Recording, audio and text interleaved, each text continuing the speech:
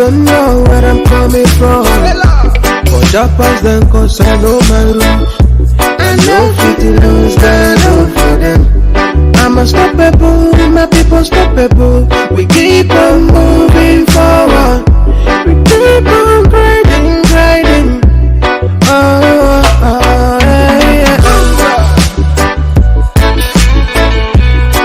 Freedom for my people. Freedom. Freedom for my nation. Freedom. Free Mazi and Kanu. Freedom. Freedom for my people. Freedom. We have gone a long way. No going back. We are too big to fall. No. Nothing fit to stop us. My people demand freedom.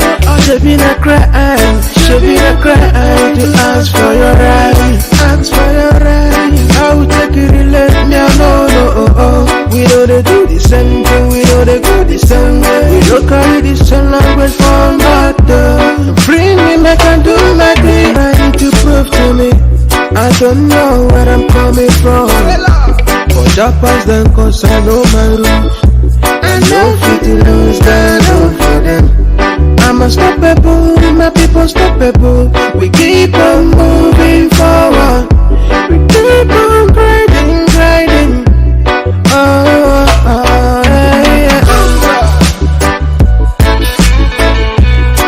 Freedom for my people. Freedom. Freedom for my nation. Freedom. Free Mazi and Kanu. Freedom. Freedom for my people. Freedom. We have gone a long way. No going back. We are too big to fall. No. Nothing fit to stop us. My people demand freedom. Should be a cry, should be a cry to ask for your right, ask for your right. I will take it, let me know. We know they do the same thing, we know they go the same way. We don't carry the same language from mother. Bring me back and do my thing. Freedom for my people. Freedom. Freedom for my nation. Freedom. Free Mazi and Kanu. Freedom. Freedom for my people. Freedom. No.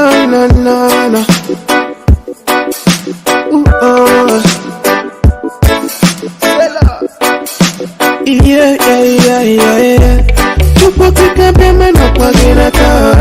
We don't care for the struggle. So many people don't go there for the struggle. It's hard time to get our right. Oh, we have found our freedom. We can never stop. Biafra is a spirit. Let me sing away the flag. Freedom for my people. Freedom. Freedom for my nation. Freedom. Free Mazi and Kanu. Freedom. Freedom for my people. Freedom is a praise.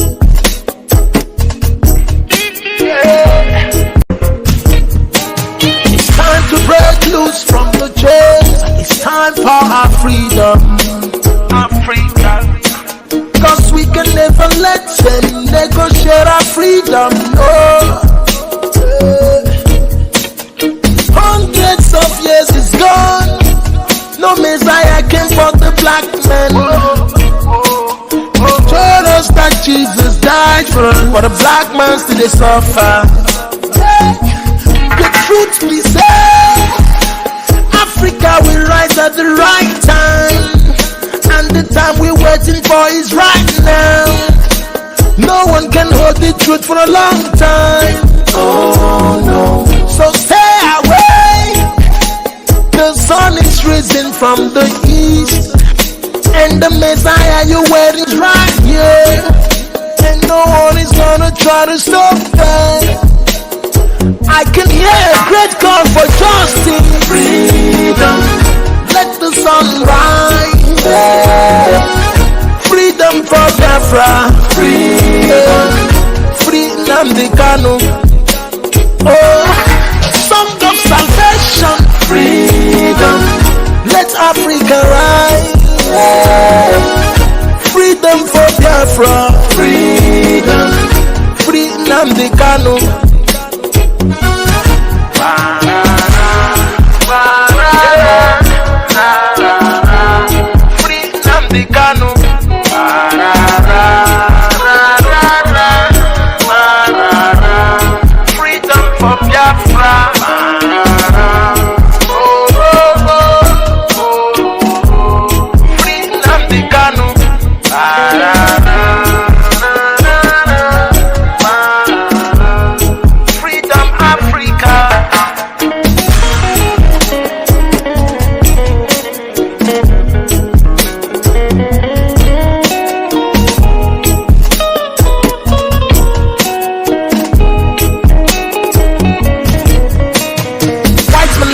For self-determination is celebrated.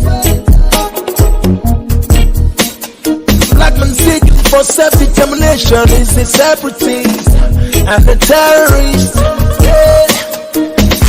When they jail a black freedom fighter, they jailing African freedom. Don't I have rights to my self-determination? Is that a crime? Oh no. Don't I have rights to live? Don't I have rights to express myself? Don't I have rights to speak? Can't I complain if I'm marginalized? There's genocide in the land that nobody even cared about. Even when I try to speak, my voice is muted every time. I'm like a slave in my land, I can't take it anymore. I hope the world is listening to my plight. I can hear a great call for justice. Freedom, let the sun rise.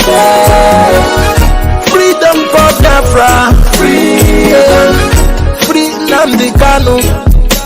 Oh, a song of salvation. Freedom, let Africa rise. Freedom for Biafra. Freedom, freedom the Kanu.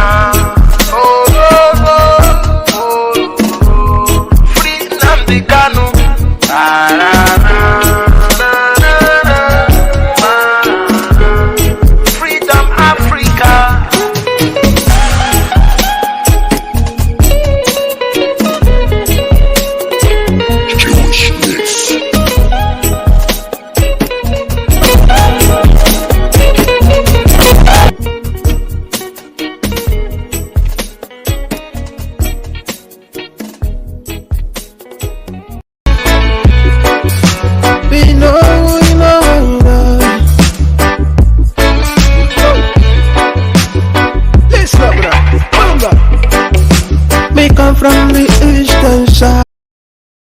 Ihe aka iwe osisi rasasịa ụlọ ọlụlụ bụ ụlọ nza lụrụ ọ ihe some of ndị Igbo na-eme.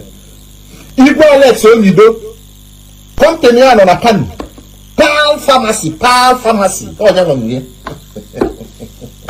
ndị Fulani kadolie na-akụ ya na-achọ ka agba pharmacy ọkụ na Kanu. Ha promisere na ya destroy that company ya ka o ji wee buru ụzọ mapụta bịa mee that thing. Na-emekwa anya nwekwa ndị ọzọ ya emekwa nke ha mana emechaa ihe anyị na-emekwa ụbọchị nche anyị nwe mmeri.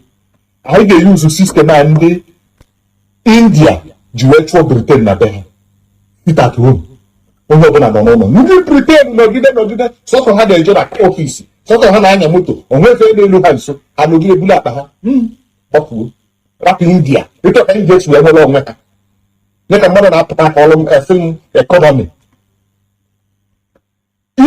kedu ihe na-abịa PG Ogidi ana m eme gị expect if people shet amụ shet unu yi ide shet say no to violence say no to Fulani massacre say no to police ịnakọta ndị mmadụ ego say no to ndị amị ikidnap mmadụ say no bie t-shirt like that ka ichinyekwa yutu ka unu kpagharịa protect ha ka Ojukwu pụtara ka azọpụta unu chụrụ die na-apịa left and right feel unu ma ihe at the end of the day fourth class citizen na Nigeria ihe bụ ma unu rutụrụ gị PG Ogidi fourth class citizen o nwere ihe ịbụ to ndị Nigeria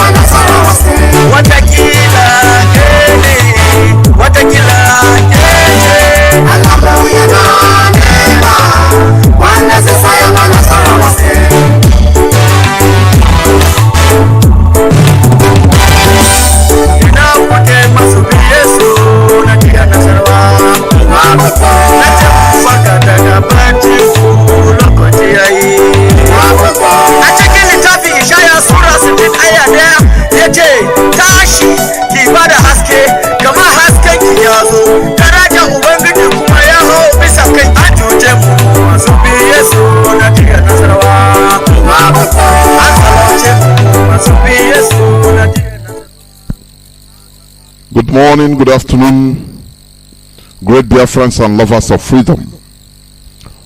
This is Radio Biafra House of Service coming to you through the auspices of Radio Biafra, London. My name remains Mazi Johnathan Chinedu from Olu province of Biafra land. We are here live and direct. Today is the 11th day of August in the year of our Lord 2021. Our leader is Mazi Kanu, who has defied all odds. It doesn't matter the persecution. He is in the hands of our enemies, but they are holding a red hot charcoal, I can assure you. We can never be called. Never. It's impossible. And we will never beg them. They must release our leader by fire, by force. That is the truth about it. Therefore, once again, I welcome each and every one of you to today's edition of Radio Biafra House of Service. Today is the 11th day of August 2021, being Wednesday. We shall continue because I'm here with my brother, my comrade, Mazi Jacob Embassy of a gone nation. Therefore, I will go straight to him so that he make his submission, and he shall start by praying. Today he is going to pray. If he likes, he can pray in his own language, Igon or Hausa or Pidgin or English, anyhow. We are unorthodox here. We are Biafrans. We do things in our own way. Therefore, I will go to him, but before I do that, let me play the Igon national anthem, please. Each and every one of you to this edition of Igon national anthem.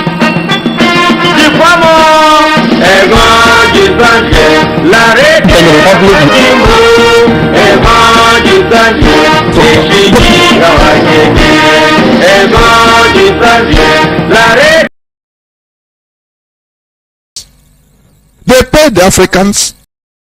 You should get out from that fear factor coming together sometimes, but We must continue. Thank you very much for the wonderful presentation. And I believe that people have listened. I call on the Hausa people, the indigenous people in both the north and the central Nigeria they call the middle belt. We should rise up, hearken to the voice of reason. I know that it is not that you don't want to rise up. It is not that you love what is good, the devastation going on in your land by the Fulani terrorists they call bandits. But because of fear factor, I'm telling you, get out from that fear. Even the Hausas, you should get out from that fear factor, because fear kills more than death itself. A coward dies many times before his real death. That is a saying. We are all victims of one tiny tribe, the Fulani. But you sometimes I start wondering. They are killing, everybody is shouting, they are killing us. They are killing us. They kill you in the middle belt, in Benue, even in Bauchi, even in Castina. In Niger state, they kill everybody. And they take your communities, they rename it. But if you see people that are even fighting against that your enemy, don't you know the enemy of your enemy is your friend? Is it not reasonable? Sometimes out of fear or bias, product of brainwash, you have made up your mind that no, these people, how will I come and support Biafra? They will say, no, you are liberating yourself. You are not supporting only Biafra, you are liberating yourself. Don't you know that? That is what we are calling you, and that is why our brother Mazi, Johnathan, have been shouting, liberate yourself from that slavery, that fear that they have caged you into. The Hausa people should rise up and take what belongs to them. Before I move on, let me make my usual remarks. There is nothing like Hausa Fulani as a people. There is nothing like that. We have now understood that it is a deception. We have now understood that it is a deception. It is a deception.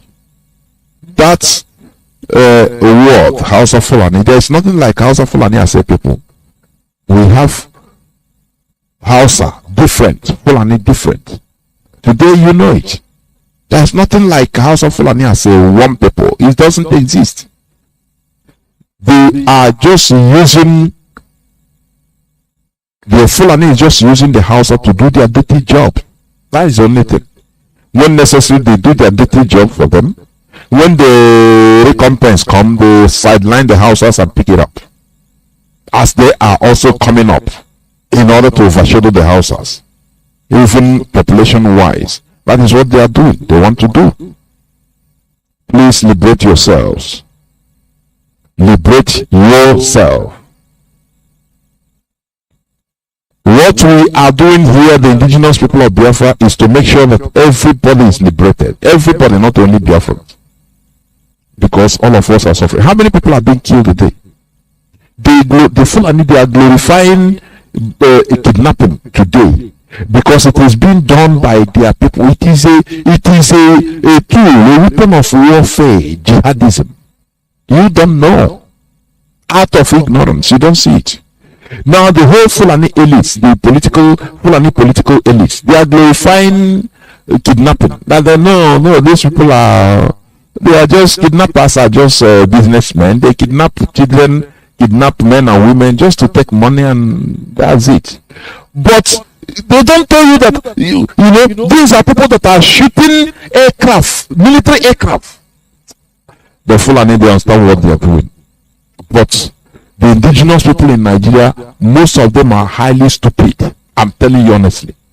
They now coin this word Fulani bandits, or they call them bandits in order to remove your eye, in order to remove your mind from recognizing them as terrorists. At the beginning, the thing overwhelmed The Fulani headsmen were attacking everywhere. They defended. They know they are foreigners coming. These are foreigners killing Nigeria. No, we have to go outside and pay them. We are paying them to stop killing Nigeria. These are until they find out a way to stupefy, to zombify Nigerians, the indigenous people.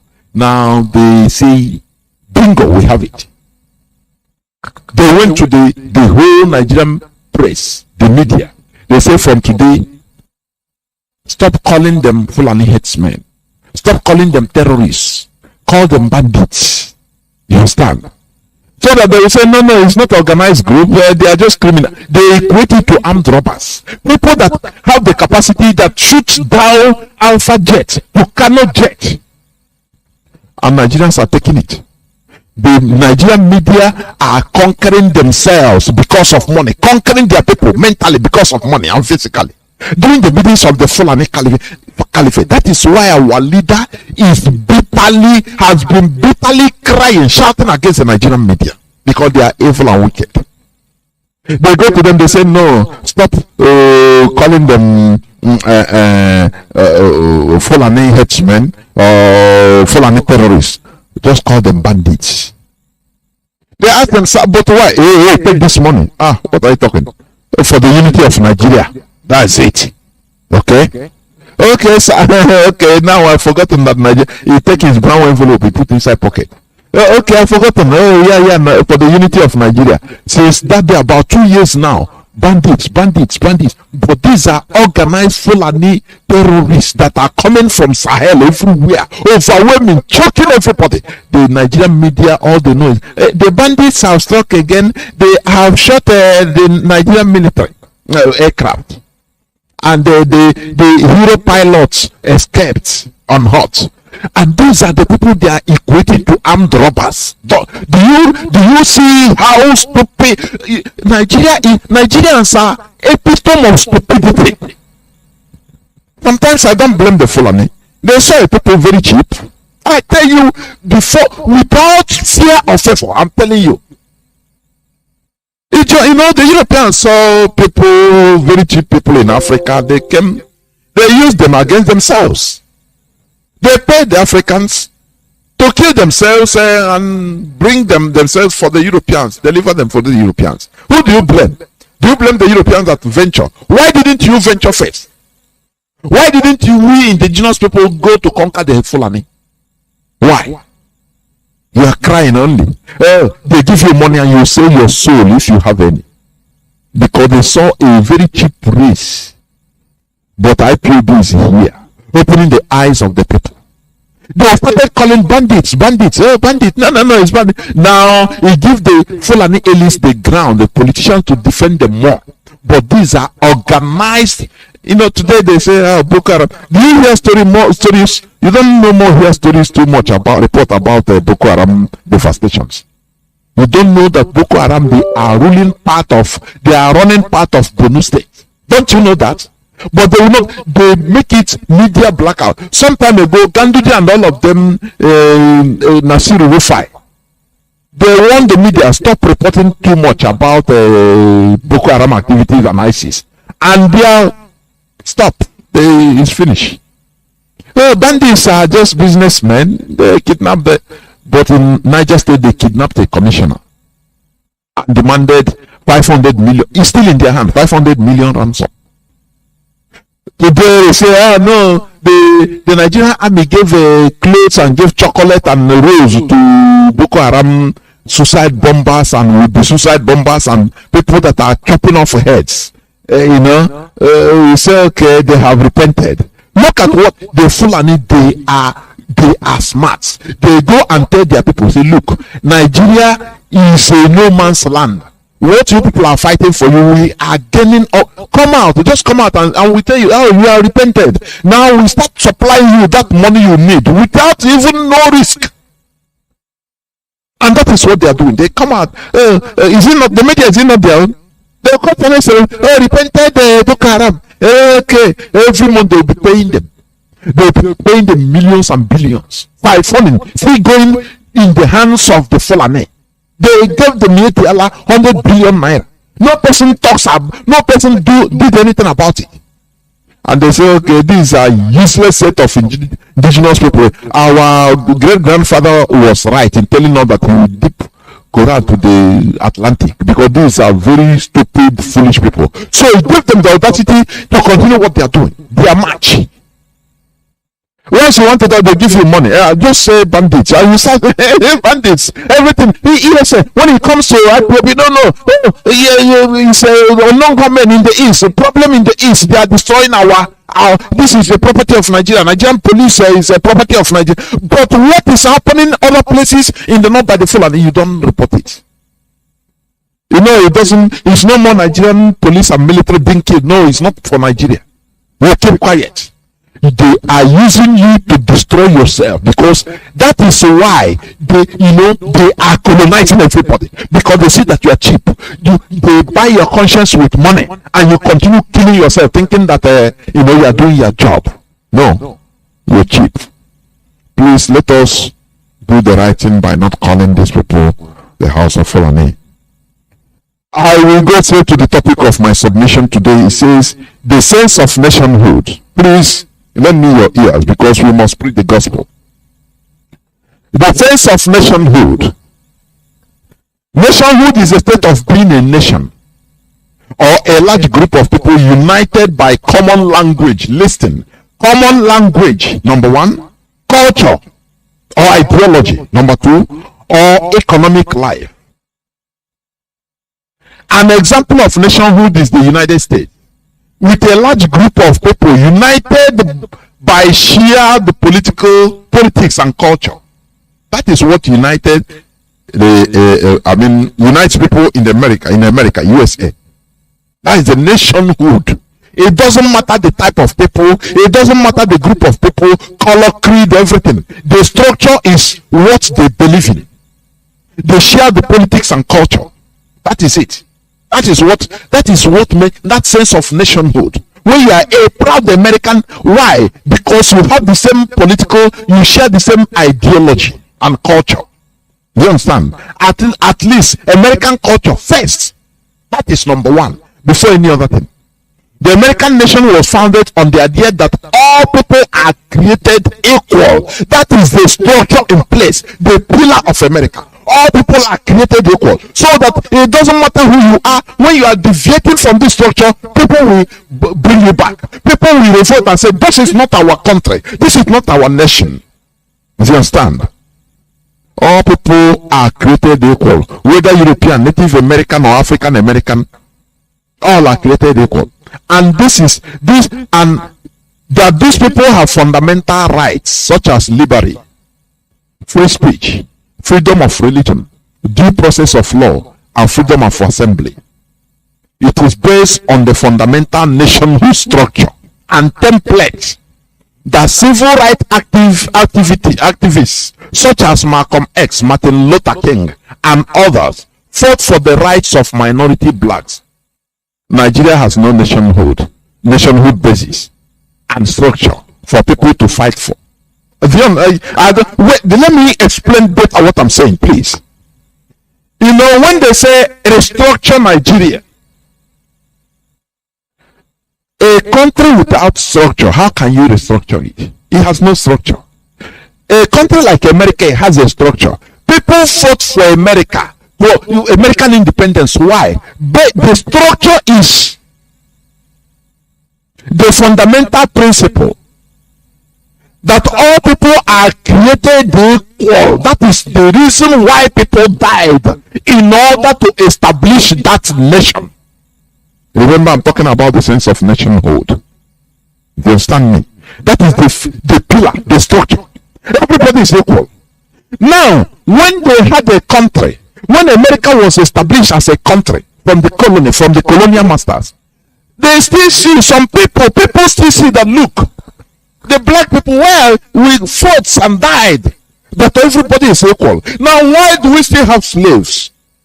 Why are people referred to as slaves without rights? That structure, that base gave rights, made people to start fighting. People like Malcolm X, people like Martin Luther, Martin Luther King. They started fighting based on the structure because they have a structure. But Nigeria have no structure.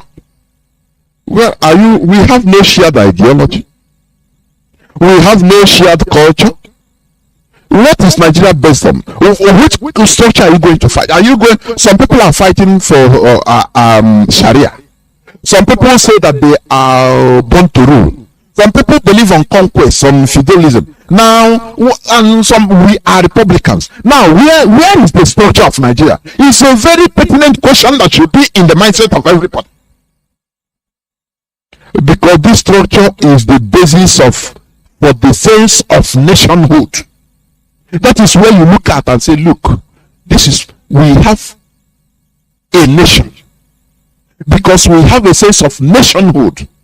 This is our structure. If anybody is deviating from that structure, it doesn't matter whether be it any politician, people will fight back to bring back to the structure, so that because the structure is strong, the structure should be strong. That is the basis of the nationhood. I don't know whether people are understanding what I'm saying. Ahmadu Bello, Tafawa Balewa, NNAMDI'S, Obafemi Awolowo, all of them warned against the amalgamation of Nigeria in different ways. Do you know that this is the cause of the quagmire we are witnessing today in Nigeria? Because there is no structure. Do you understand? Nation building is a collective effort which should also be enjoyed by the citizens, such as proper residence, reasonable education and training, and the reasonable education and training, and the right of participating in political and managerial structure and just trial. All these are lacking in Nigeria. Lack of sense of nationhood is what prompts IPOB to rise and start agitating for our natural nation, no matter the cost. That is why we call for sit-as-low at home and continue calling, so that our leader, who is championing this sense of establishment of this sense of nationhood, natural nation in our land, will be released by fire, by force. Do you understand? Because in Nigeria, where is the nationhood? Where is the structure? You know, please, before I go on, let me play this clip. You have listened to it, but let me play. It's Abdulaziz Suleiman, the chairman of Arewa, Northern Coalition Group. He was interviewed about a few days ago, 3 days ago, by BBC. And what he said, it's just like a magnet. I was attracted to him direct. I say, come on. How? So this man can, so these people know these things. No, he earned my respect immediately in what he said. This is what our leader have been championing. Listen attentively, please, because I'm going to be stopping it and making the necessary analysis. Listen, please. CNE for church. What we are saying is, I think we have to take it in context in which we place it. This process for constitutional review going on. Please, let me start afresh. I don't know. My name is Abdulaziz Suleiman. I am the spokesperson of the Coalition of Legal Groups, CNG for short. What we are saying is, I think we have to take it in the context in which we placed it. There was this process for a constitutional review going on. Then we discovered that by our reasoning, it is going to be fruitless, futile for a country, a national assembly, to go ahead with the review of a constitution that is in the first place disputed in total. Secondly, there are certain sections of the country that have been agitating for self-determination, which ought to have been settled first. Because I don't think it's going to be proper to have a constitution. That's why we all have not agreed with the constitution, because that section of the country does not even believe it's Nigeria. You see, for 60 years, the South and the Ipob have been agitating for self-determination. It even led to a civil war, which we blamed the Nigerian government at that time for, because there was no point fighting the Ipob back. Do you hear what he said? The agitation that led to the civil war before, which, you know, this man spoke, I don't know whether his ghost or Holy Ghost fell upon him, honestly, or fell upon him, that Nigeria should be blamed for that, because there was no need for that. Please, continue listening. Continue listening. They said they were ready to go. I think what will have happened was to celebrate a new nation. By now, the Biafra would have progressed far, and perhaps the remaining part of Nigeria would have progressed. Now, what we have is the sideways. He said, had it been Biafra did go, Biafra would have progressed far. Is reiterating what many other people have been saying. Personally, I have asked my father, I say, be honest with you and me. Had it been, my father is still alive, had it been Biafra during the 1967-70, we were able to liberate ourselves at that time. How do you see Biafra compared to now? You say we'll be competing with the people we'll be competing with today is Japan, South Korea. We would have left others behind, and you know that competition would have spoiled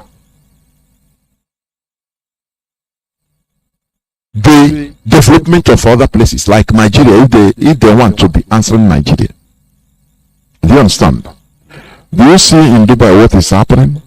You know, I used to give you a very practical example, a layman example. Do you know that in 1975, Dubai was just a desert? A desert, just a ordinary desert.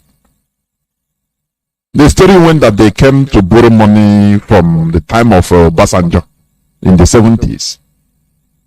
So in order to build infrastructure, Obasanjo look at them and laugh. Oh, you well on a no get. Because do you know that more than 80% or more of the United Arab Emirates crude oil is outside Dubai, and they are running a federal system. They designed their own type of government. It's a kingdom, but it's a federated kingdom. It's their own peculiar system. Because can't you hear that? When people are saying that, okay, we should run a European style, we should run this. No, that is why, you know, if I listen to my leader, I want to just carry him and kiss him. They ask him one time, what type of government will you run in Biafra land when Biafra is restored? He said, Biafra system. We only, take ingredients of other places that are good, we add to our system. Do you understand? Now we develop it. That is how we human beings do.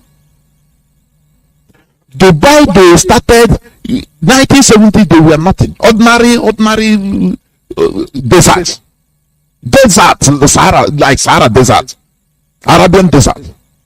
But today, what is happening? They are building, artificial islands whereby politicians and elites from Africa, they are buying mansions in the sea for millions and billions of dollars, looking what they look from Africa. Sometimes I say, what type of course is in black race? They only love where that is done, already made. That is why we import everything. Because let me tell you one thing. The hardest thing to do is to fabricate. Fabrication. Manufacturing is the hardest. You understand? African, many black people are lazy. Their government are lazy, not the people.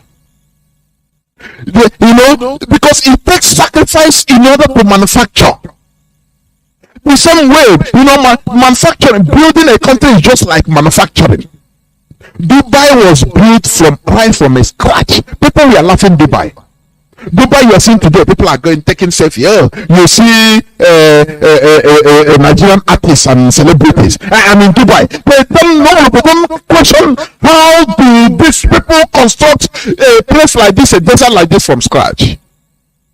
Because all they know is already made. Already made. They don't manufacture nothing. If you understand me. So Dubai started from scratch.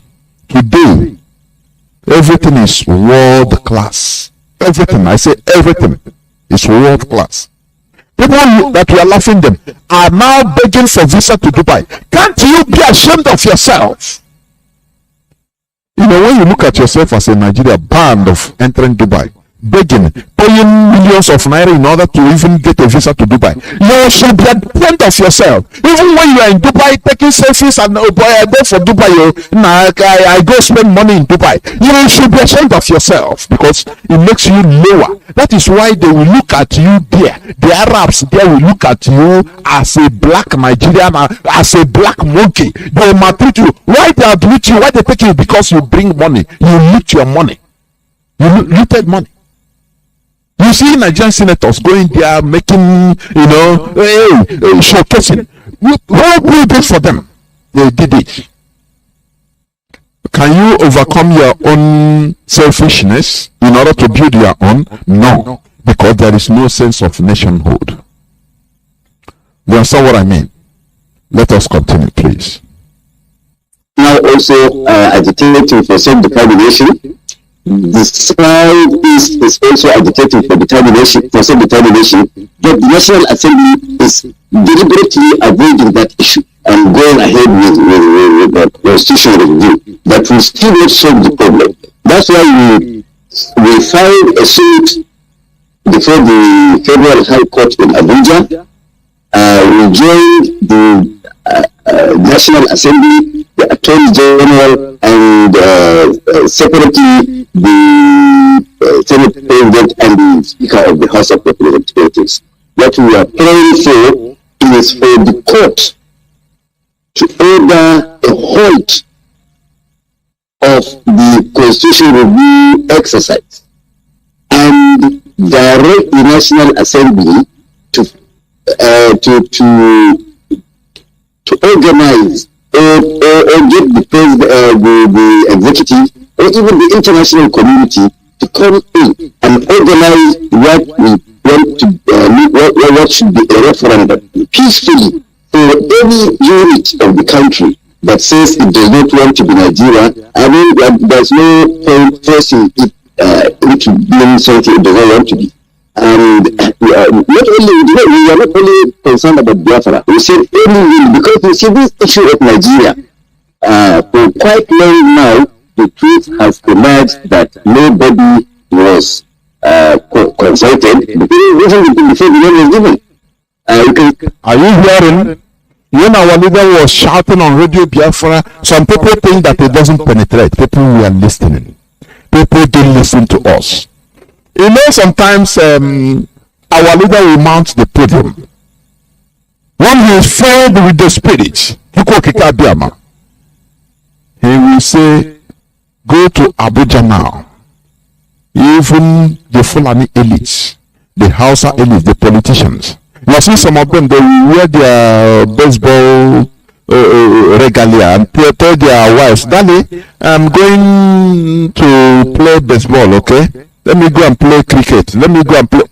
They say, but your driver, let your driver. He said, no, I will go drive myself. Don't worry. I just want to be with myself.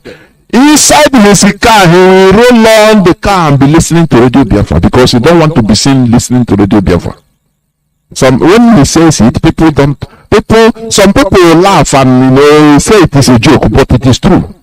Today we are seeing the result of the formidability of our leader, the consistency of our leader. It is bearing result.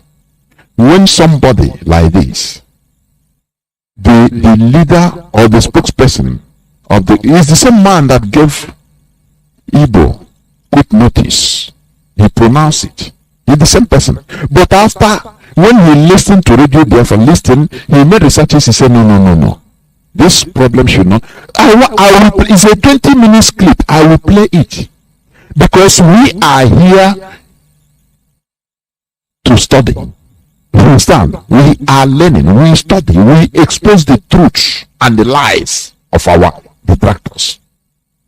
You know, as I said, IPOB is attracted to truth, clarity. We don't have sentiment when it comes to truth. That is why we do things the way we do.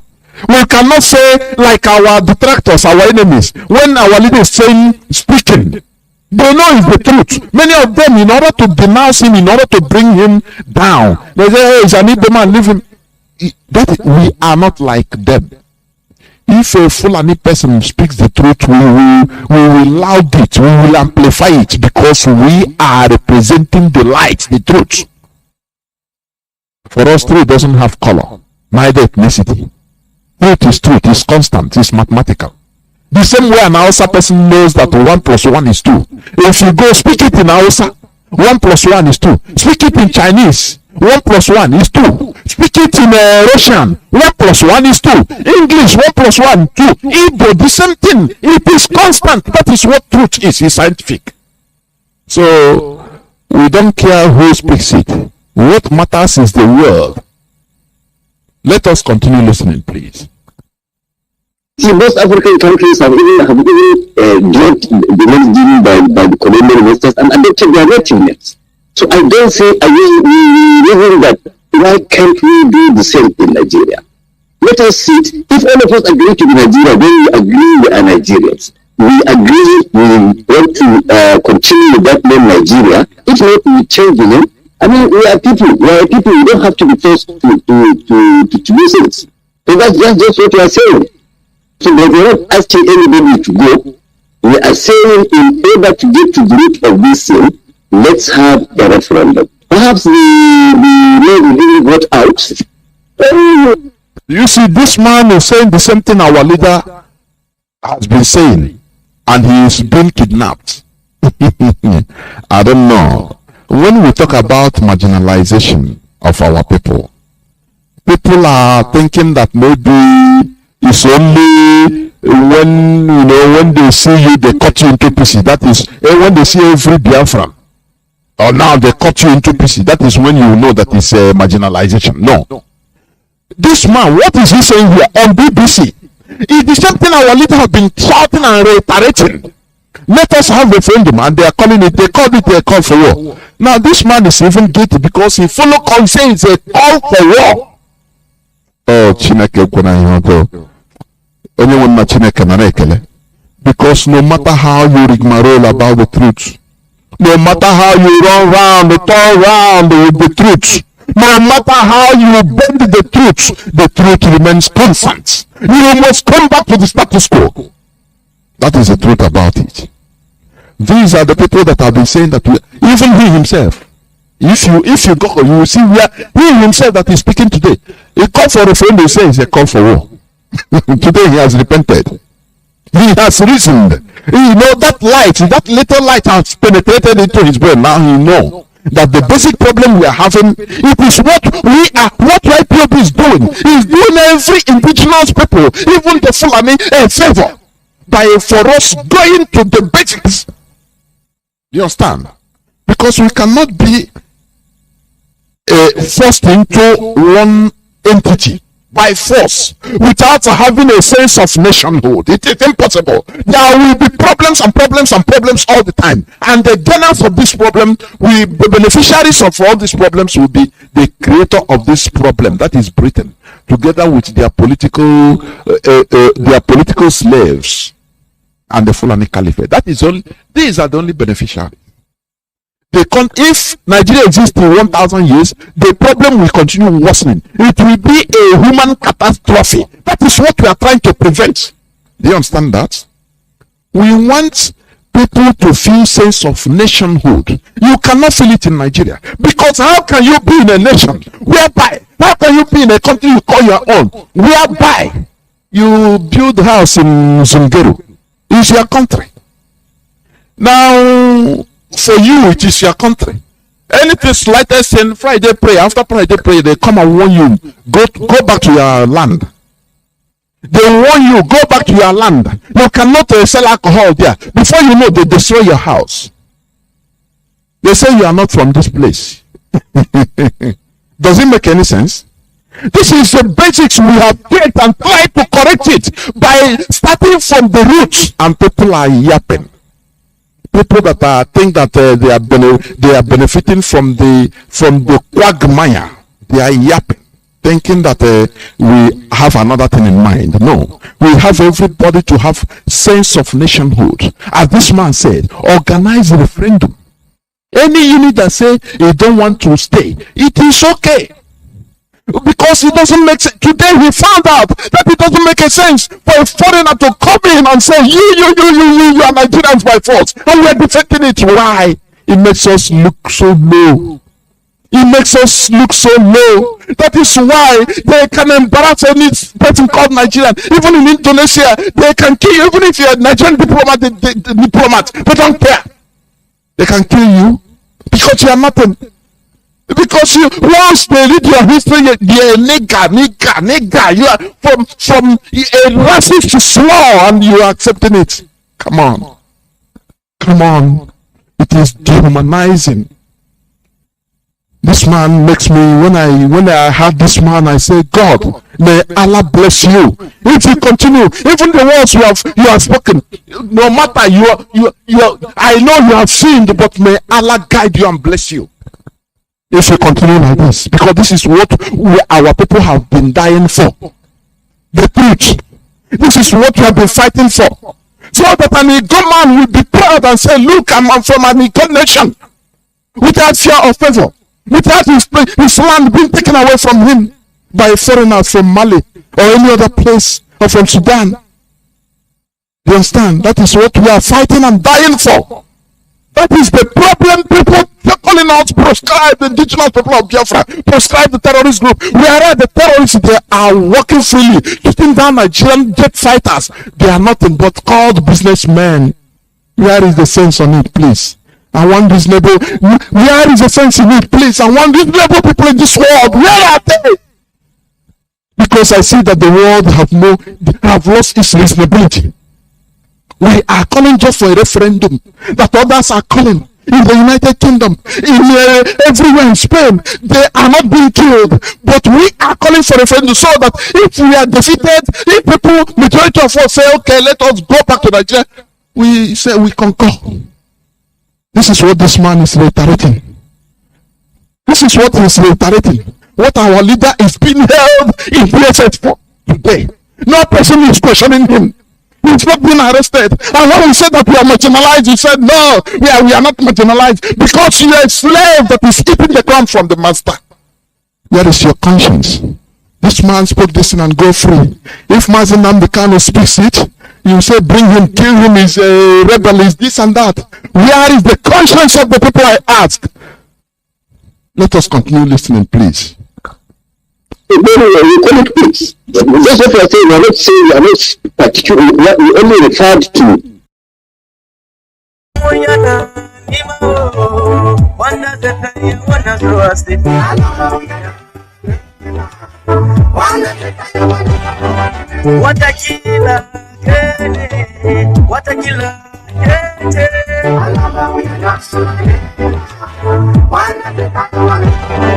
Are calling for restructuring the review of constitution. No, he says no amount of review of constitution will change the status quo. It is impossible. Is it not what our leader have been saying?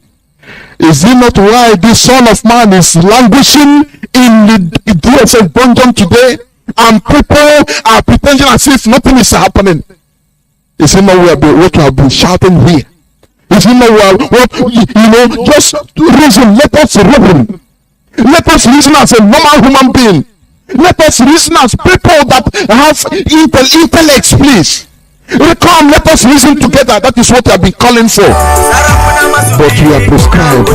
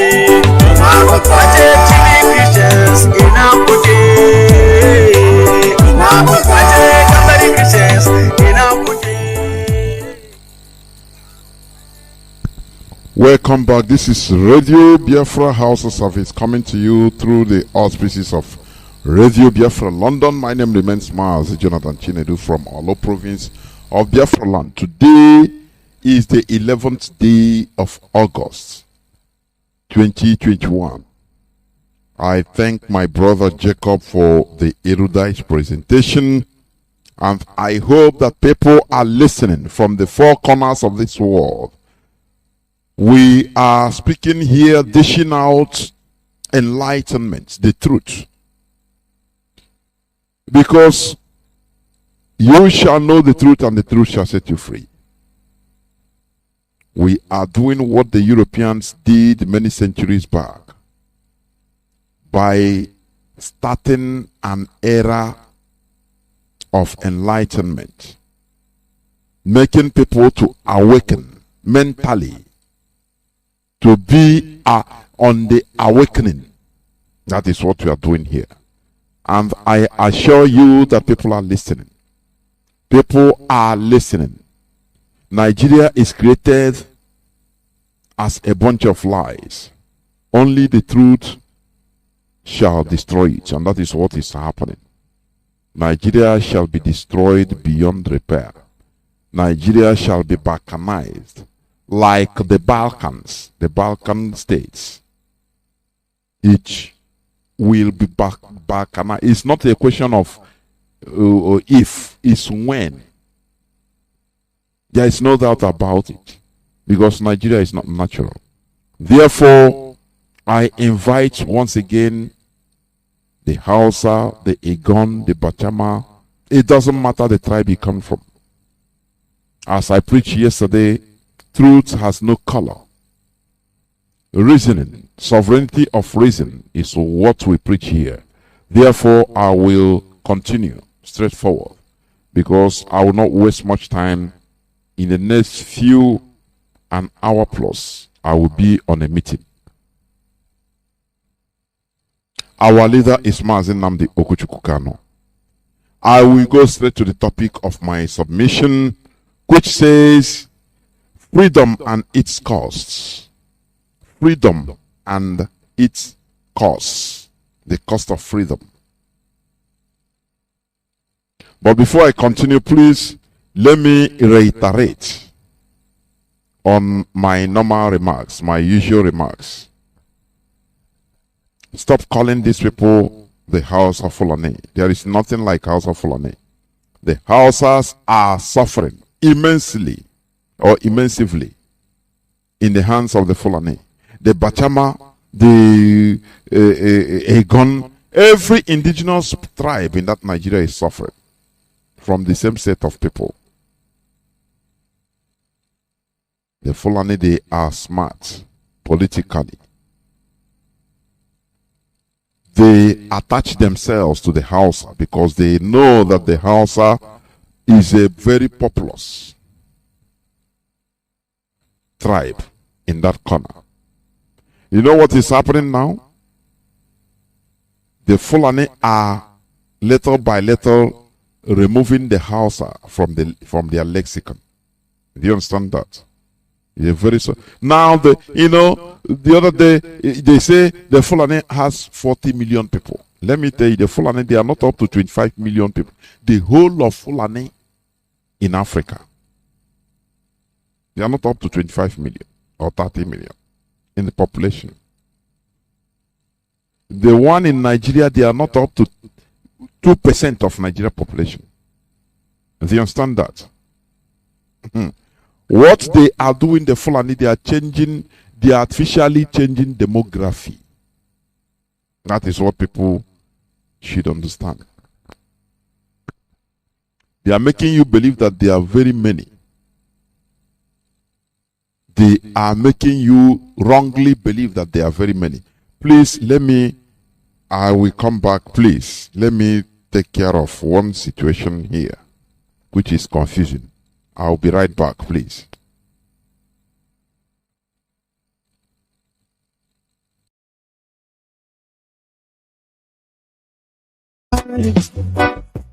Alright, make up from the motherland.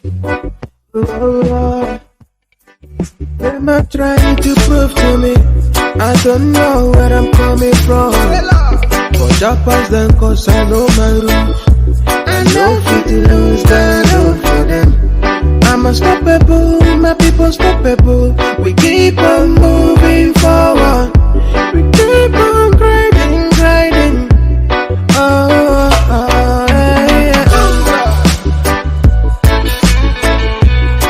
Freedom for my people. Freedom for my nation. Free Mazi and Kanu.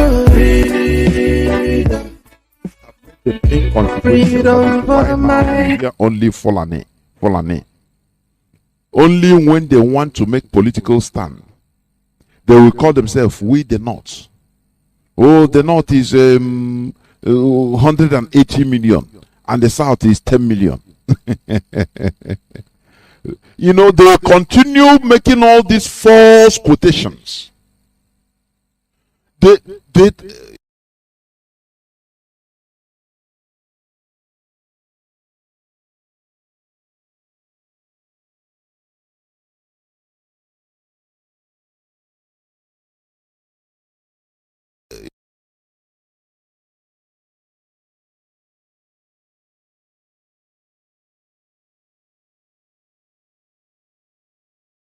saying the same thing until it sinks into your subconsciousness and you subconsciously start accepting it.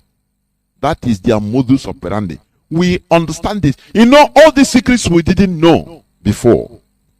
We are just telling them, oh, we laugh, we are smart, oh, we are intelligent, oh, we Biafrans, oh, we Ibos. These people, they don't know anything. They are Baukumi. Not knowing that we are the Baukumi. We are the people, ignorant, naive people. Until now, the reality started glaring in our face. Until now, we started seeing things. Our leader came up and opened our eyes, and we started seeing things in another way around. We started seeing the truth, the reality. And that is why the Fulani, they are panicking. Do you understand? Please stop being naive. Your pronouncement matters. When you say, these are Hausa Fulani, it is making an impact. You are making them the Fulani. They are making you to call them what they want you to call them. Do you understand that? So please, let us understand the situation. Let us know that whatever we pronounce is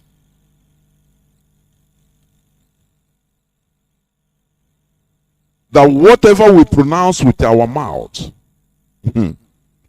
our brain will register it. Do you understand? Therefore, please stop calling them the House of Fulani. I will check my, because I think I have a frozen system. I don't know why. Okay, I'm coming out clear. I'm coming out clear, yes. There's no problem about it. So that is why I always make my usual remarks. Please stop calling them the House of Fulani. The Fulani, they know how to mobilize. They know how to mobilize people. They either through coercion. They know when to beg. They know when to, bow down. They know when to intimidate. They know when to strike.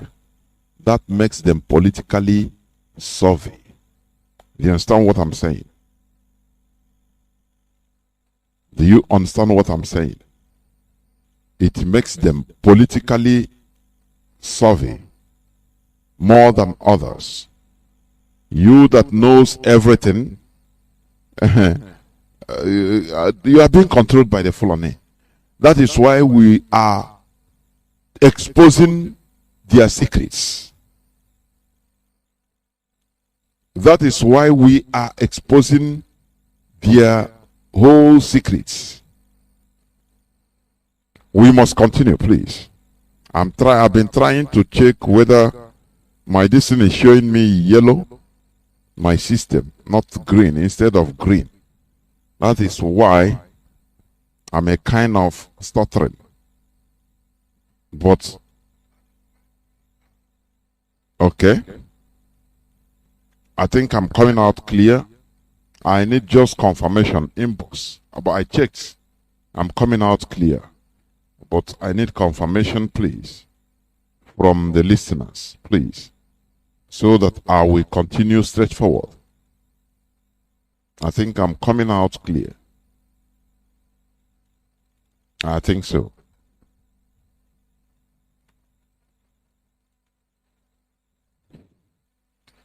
We must continue. We must continue. And I just need inboxing. I'm clear. You are clear. That's it. Now I'll continue, please. Because my system is showing me yellow, but I think I'm okay. Okay, thank you. Thank you very much. Thank you. Thank you. It's confirmed. It's confirmed. Thank you. Okay. Thank you. Okay. So, as I said before, the topic of my submission today says freedom and its costs. Let me tell you, man is born free. Every human being is born free as a free person. Do you understand? Man is born free. Yes, thank you. Thank you. I'm coming out. Man is born free. But the same man made freedom to become highly costly by enslaving and subjugating fellow man. Do you understand what I'm saying? I'm talking about freedom and its costs. Originally man is born free, but it's the same man that upgraded the cost of freedom. Freedom that is a free gift. Man manipulated it and make it very costly. Just like the same way we breathe, every human being, every living organism breathes in air. Some taking, like plants, they take in carbon dioxide and give out oxygen. Others, like animals, like you and I, and other animals, we take in oxygen and give out carbon dioxide as waste. Now, this free oxygen, listen, if you go to the hospital, just like now, because of this COVID, now when a sick person has difficulty in breathing, now they have to give him oxygen manufactured by man. The one not manufactured, harnessed, because it is harnessing. Oxygen has been in existence, so it is only you, man, to put on a mechanism in order to harness the natural oxygen, store it in a bottle, and be selling it. There you know the cost of oxygen. Oxygen is a free thing everywhere. Anywhere you are, as far as you are in this planet Earth. You know, even animals in the water, they breathe in oxygen because oxygen is dissolved, the dissolved oxygen inside water. They take it through their gills. That is how they are created. So oxygen exists everywhere in this planet Earth. But this free thing, man manipulated it, started selling it very costly, harnessed it, not producing. When they tell you producing, no, it is harnessing. Because you can find oxygen in different patterns attached to other gases or other elements. But man will try one way or the other through technology to harness it, remove it. And now because of that, they make it costly. When they put somebody under oxygen, there you know the cost of oxygen. Do you understand what I mean? So the same thing is like freedom. Freedom normally is free. It was free originally. But man made it to be highly costly. Why? Because it is the same man that started enslaving and subjugating fellow man, making people not to be free. And you understand? Because they are powerful. If you don't want, they kill you. There now people started to say, oh, freedom. Now wow, freedom is costly. You have to fight to gain freedom. Man made the world the survival of the fittest. Just like in the Bible, Cain killed his brother Abel. His brother died. If we go with that story, his brother died and existed no more, because that is the highest punishment, the highest thing you can commit, removing life that you cannot create. His brother has died, existing no more. Any other cause, yes, they cause Cain, but he existed until old age and had offsprings. Oh, he has cause, but that one is he lived the life. The person he killed has died. He didn't live life. So who lost? He's the person that died. Do you understand what I mean? What I'm telling you is, because of what we are suffering is the making of man. That is why freedom becomes very costly. I'm talking about freedom and its costs. Freedom was free because you're born free. Every person is born a free person. Human being was free. The whole world, the world is vast. Until it is human being that started demarcating, started creating, charting their own way. And that way, they brought in slavery. That way subjugation entered. And those that are subjugated, now they have to fight for freedom in order to be equal. If you don't fight for freedom, you remain a slave. Britain fought to gain independence from the Roman Empire in 4th century, from 383 to 388 AD. Many people don't know this. Britain was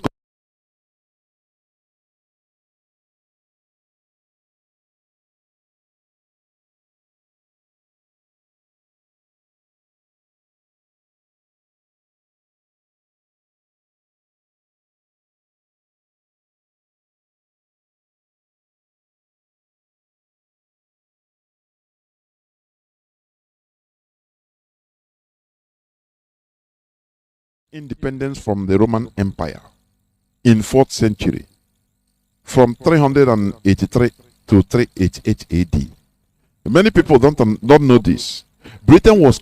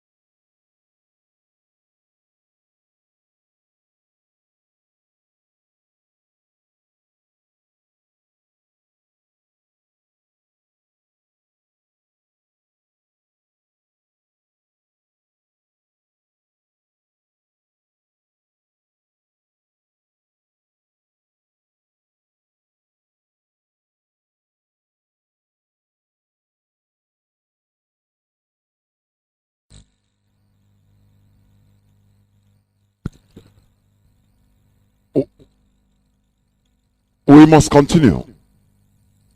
I don't know what happened. I don't know.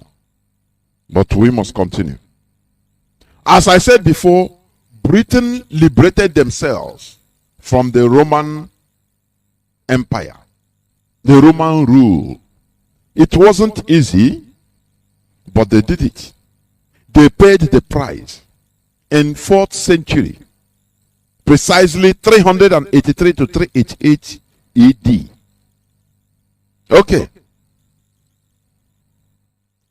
Today, there is economic slavery because human being is exploitable in nature. Or how do I say it? Exploiting, sorry. Human being is exploiting in nature. That is why, I quote the Bible because it is the one our people understand very quick. That is why I'm quoting Bible. I cannot quote a Hindu book because our people will not even understand what I'm saying. Now, I say that human being is exploiting in nature. That is why Jacob exploited Esau, according to the Bible story. A supplanter exploited him several times and became great. And through the loins, the generation of Jacob, today we have Israel. His name is Israel. For you to, I'm telling you this. The nature of a human being. It is how the Maker created human being. And the Maker love it like that. If it is not like that, Jacob wouldn't have been blessed. He cheated his brother. After all, why will his brother allow himself to be cheated? That is why I'm saying this world is a survival of the fittest. Even God wants you when you are active. If you can, for the survival of your race, for your people, you can do anything to bring down others. That is what I believe. I'm telling you. We are the gods of this earth. If you come to religion or religion, why is it that Jacob was blessed? He cheated Esau, which some people will consider as sin. But it's not. That is why sometimes when you do something, people that are too sentimental, I say, are you more righteous than God? God blessed Jacob. No matter he cheated his brother, and he cheated him again, and in order to succeed, and God loves him because he's smart. God loves smart people. Smart people, God loves them. If you are stupid, zombie-like Nigerians. Most Nigerians that are zombies. That is why the punishment is so severe. You have no security. You have no electricity. You have nothing. You only cry. You don't do nothing. You don't rise up to be free. And God, all your insults will not do nothing to your exploiters. You don't see how the politicians, how they are living long? Obasanjo, how old is he? He ruled Nigeria 2 times. Led Buhari 2 times. All of them rigmarole, and you are bed shouting, "Oh, God go punish all of you. God go punish this politician." God will not punish him. It is you that should rise up and punish them. That is the world. Do you understand me? That is the world. Jacob cheated Esau bitterly. Esau was highly, even straightforward person, but he was cheated. He was naive, and he was cheated. God didn't punish the cheater. Instead, he punished the cheated. That is why several times I used to say it. If you continue crying, doing nothing, you are even heaping coals of curses upon yourself. Because God sees you as a stupid person. That is why in Nigeria there is no electricity. People cannot rise up one day and say, even electricity, we need it. Rise up as one man and go. It doesn't matter the cost. How many people are they going to kill? You go to the government houses and bring down these politicians. They cannot do it. Instead, one we go and collect 1,000 naira and come and change the voice. Why won't you be punished? Why won't God continue punishing you as a Nigerian? Because you are stupid. That's it. That's the rule of the world. You either exploit or be exploited. It is sanctioned by God. Do you understand? That is why I used to say, look at the Europeans that exploited everybody. They killed, if they tell you, even what the British, what they did to Indians, they killed and massacred people in India, in Asia, in Africa, everywhere, in Arab world. But they are on top today. You, in your little ideology or small sense, you are praying for God to punish them. But you are dying to get visa to travel to Europe, aren't you? Who is being punished? Just tell me. Let us be frank, because here we don't mince words. That is why you have to fight for your freedom. It has costs, but you must do it. If you don't do it, you continue living in slavery and complaining and dying and enjoying nothing, and continue being subjugated. You complain in your little room, you did nothing, you do nothing. That is why IPOP, we are proactive. We say and we do. It doesn't matter. They kill us. It doesn't deter us from anything. That is why, like yesterday, when I played the clip of Abdulaziz Suleiman, he was shaken before God and man. They are afraid of this generation. When they intimidate us, we don't care. We carry flag, protest on the road, they lie down, military, they send military, they kill us, we don't care. Tomorrow people come out. They say no. This thing don't pass, don't be silly. These people, we need to start talking. We need to start talking. They say sit at home, people respect it, and sit out at home, it doesn't matter the convenience, the inconvenience. Don't you know that it gives them sleepless night? Before they call us, hey, Igbos, they love money. How can an Igbo man stay without opening his shop? They insult us indirectly, and you take it. Igbos love his shop, which means you love your shop more than your freedom. When they say that, the following thing is you continue being slaves. That is inside their mind. Continue being our slave. You that love a shop more than your freedom, don't worry. We continue subjugating you. But today they have seen that the story have changed. Because of the work of one man that started it, Mazi Kanu, in this hallowed platform. Freedom and its cost. That is what I'm talking about today. I will be very brief. Today, economic slavery is the order of the day in this modern time. Do you know that Britain massacred Indians for protesting against importation of salt?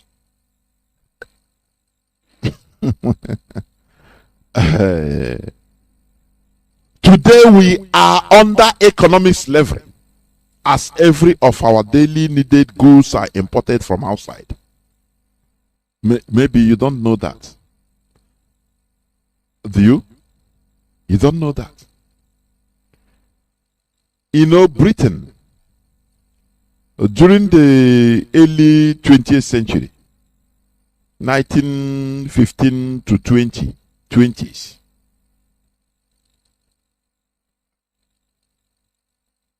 Britain started, they made a law prohibiting,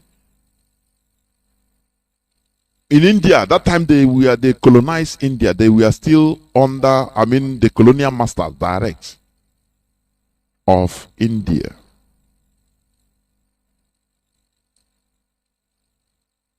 Britain made a law that salt, which is being used, salt, should never be produced in India, that they must import it. You know, this world is about interest, as I told you. I've been telling you this. No salt, table salt. Though Indians, they can dig it out, they can harness it through the seas. But Britain said, no, we have to make money. That is the same thing that is happening in our land today. Why should these monkeys be economically viable? That is why they make you to import even toothpick. You cannot manufacture biro.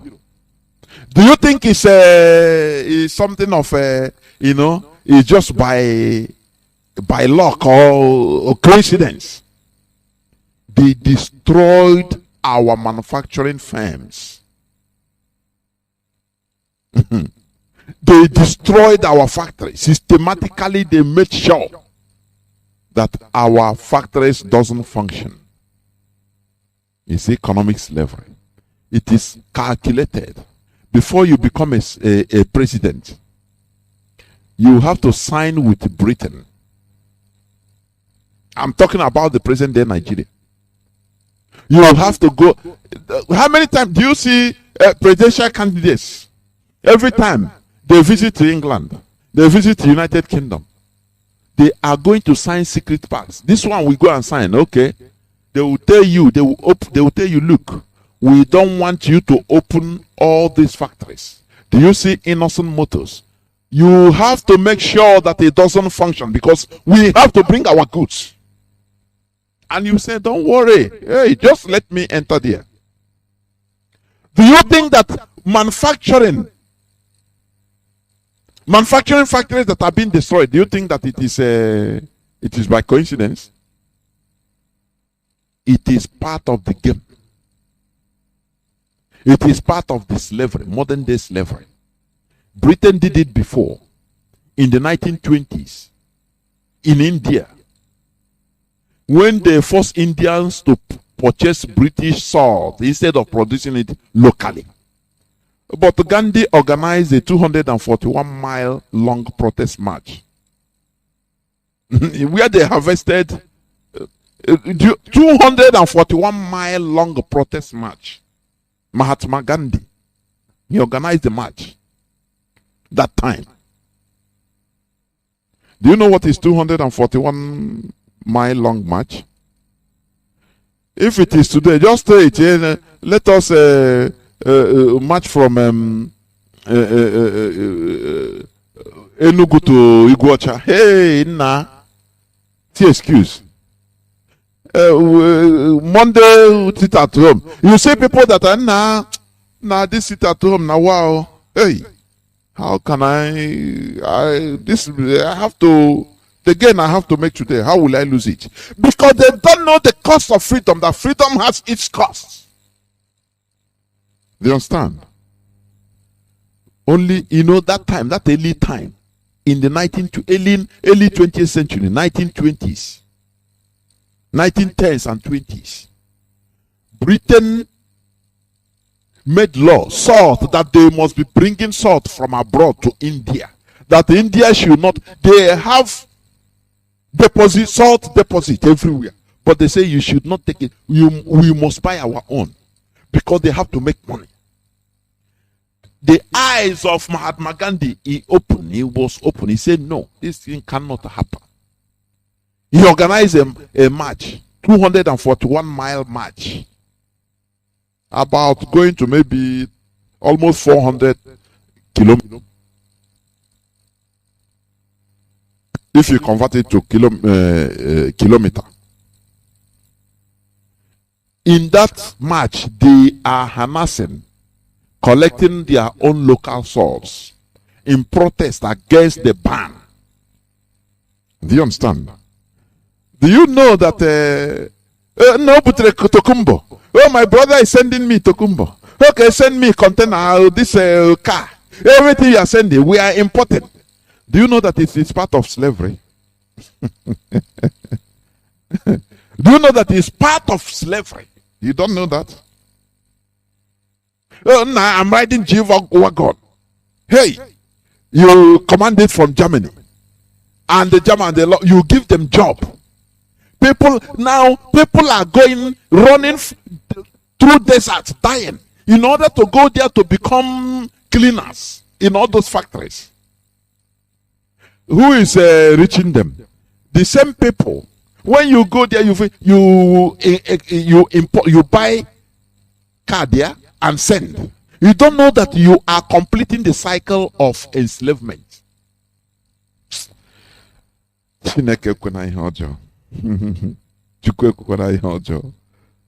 are making money. Yes, it is a system. You are making money. For you are making money. But you don't know that who is making money is the producers. They are the ones making money. You are just taking commission, making a little change out of it. Look at the whole cars, apart from the ones that are recently manufactured by Innocent that have been here. Look at the whole, just calculate the whole cars, whether Gongoro 911 because it's Mercedes, whether 404, old 404 because it's Peugeot. It doesn't matter. Just calculate as you are moving on the roads in that zoo. Just be calculating how many cars that you are seeing. These are, just value them.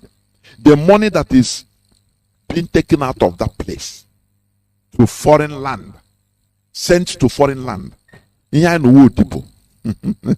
Oh, we are buying and selling.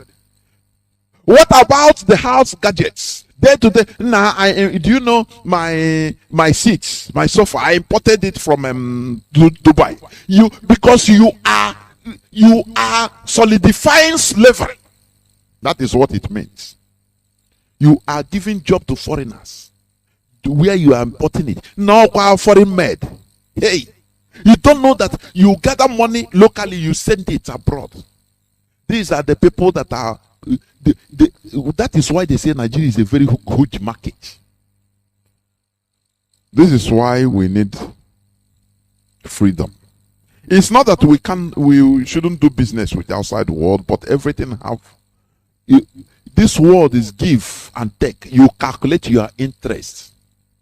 That is why, when Trump was there, he tried to make sure that America first. He saw that people are conning them, America, through trading. That Americans will go to Mexico and go to China and set up companies because there is cheap labor there. Manufacturing companies. Now they will produce there with cheap labor and they will bring the whole products, bring it to America. Being covered as Americans with this American company, but you are in China. Majority of the people you employ are Chinese or Indonesians or Mexicans. Now they are working. They brought it, all the produced goods, they brought it without tax into America. Trump said, no, you are conning us. You either bring your company here or you are bringing the goods, you pay normal tax. You understand? Because he's a businessman, he understands economics. You understand? He knows that with the economy, we can fight economic war. Because there is economic slavery. That is what Nigeria is in, every type of slavery, including economic slavery. Now we gloat. We now make it as a model. Now to go to Germany and buy goods and come back. You're a big man. Do you see how they destroy our mentality? When they see Abamed, they laugh at it. They don't know that this is the fabric of building a nation. They don't know. They don't know Abamed. They open doors for China, bringing in everything, making everything so cheap, and destroy local production. So that local producers will now give up, and everybody will start importation from China. Not a container. You don't know that you are an agent of your own enslavement. You make money out of it. There are things that we are in a cobweb. because of bad system. Britain put us into barrier. Oh no, just they put us into rubbish. And now we, instead of taking praises as producers, we take praises as importers. We import. And now we are the highest importers. You think we are doing ourselves good? You don't know that we are slaves to those that we are importing from. You don't know?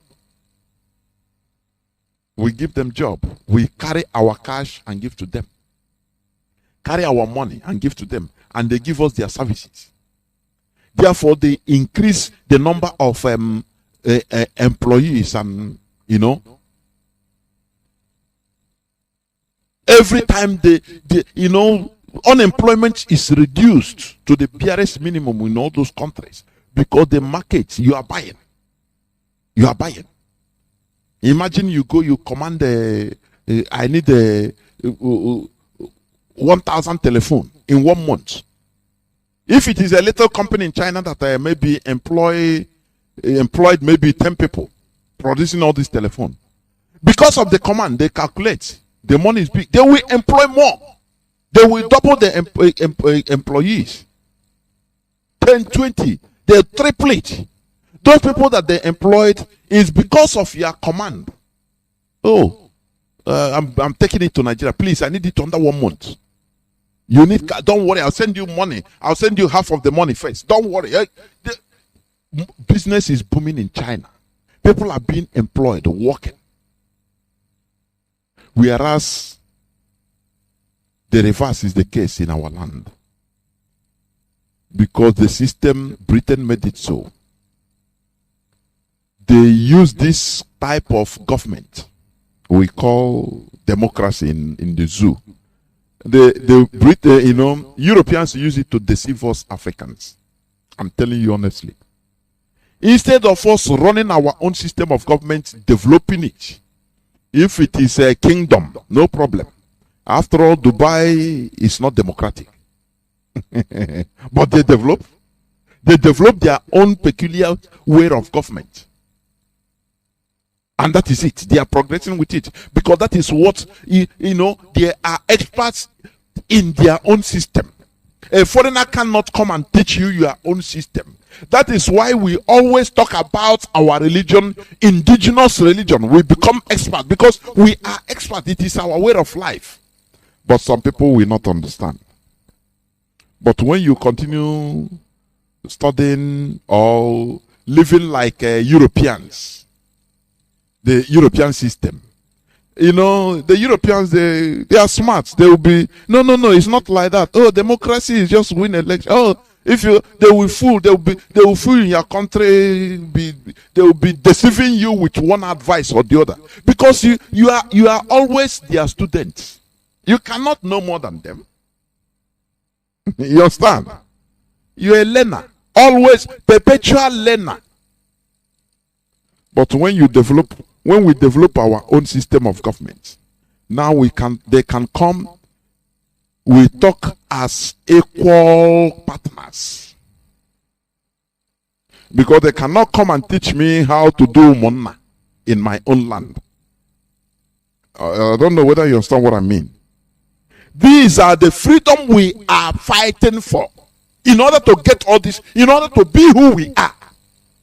But it has cost. Do you understand me? Do you know how many Indians being massacred? Do you know that Mahatma Gandhi gave orders? Peaceful protests. They arrested him several times. They arrested more than 60,000 of Indians sometime in a peaceful protest. They killed many of hundreds, if not thousands of Indians at a time. Brutality. But he didn't deter Mahatma Gandhi. Instead, he radicalizes them. That is one thing the bullies don't understand. Always they fail to understand this, that look, killing people that are fighting for freedom, bullying them, intimidating them, instead of quelling the whole thing down, it gives reverse results. It solidifies their, it solidifies their ideology. It radicalizes them more and more. That is what is happening with us. We came with flag, they killed us. It doesn't stop us. They thought that it will stop us. No. We have gone to the point whereby stopping is no more the case. Day before yesterday, being Monday, we engaged in starting on sit down at home. Sit down at home. Next Monday is going to be like that. So that we force the Nigerian government. It doesn't matter how long it takes, we will continue this. Any person that you hear, Channel Television say, IPOB have called off sit down at home. That is live from the pit of hell. We continue it. Because that is, we need to cripple them by all means. Mahatma Gandhi told the people, if you want freedom, resign. You people that are making money, they are paying you salary, right? It's the Britain that they colonize you, take your resources, using it to pay you salary, and you are comfortable.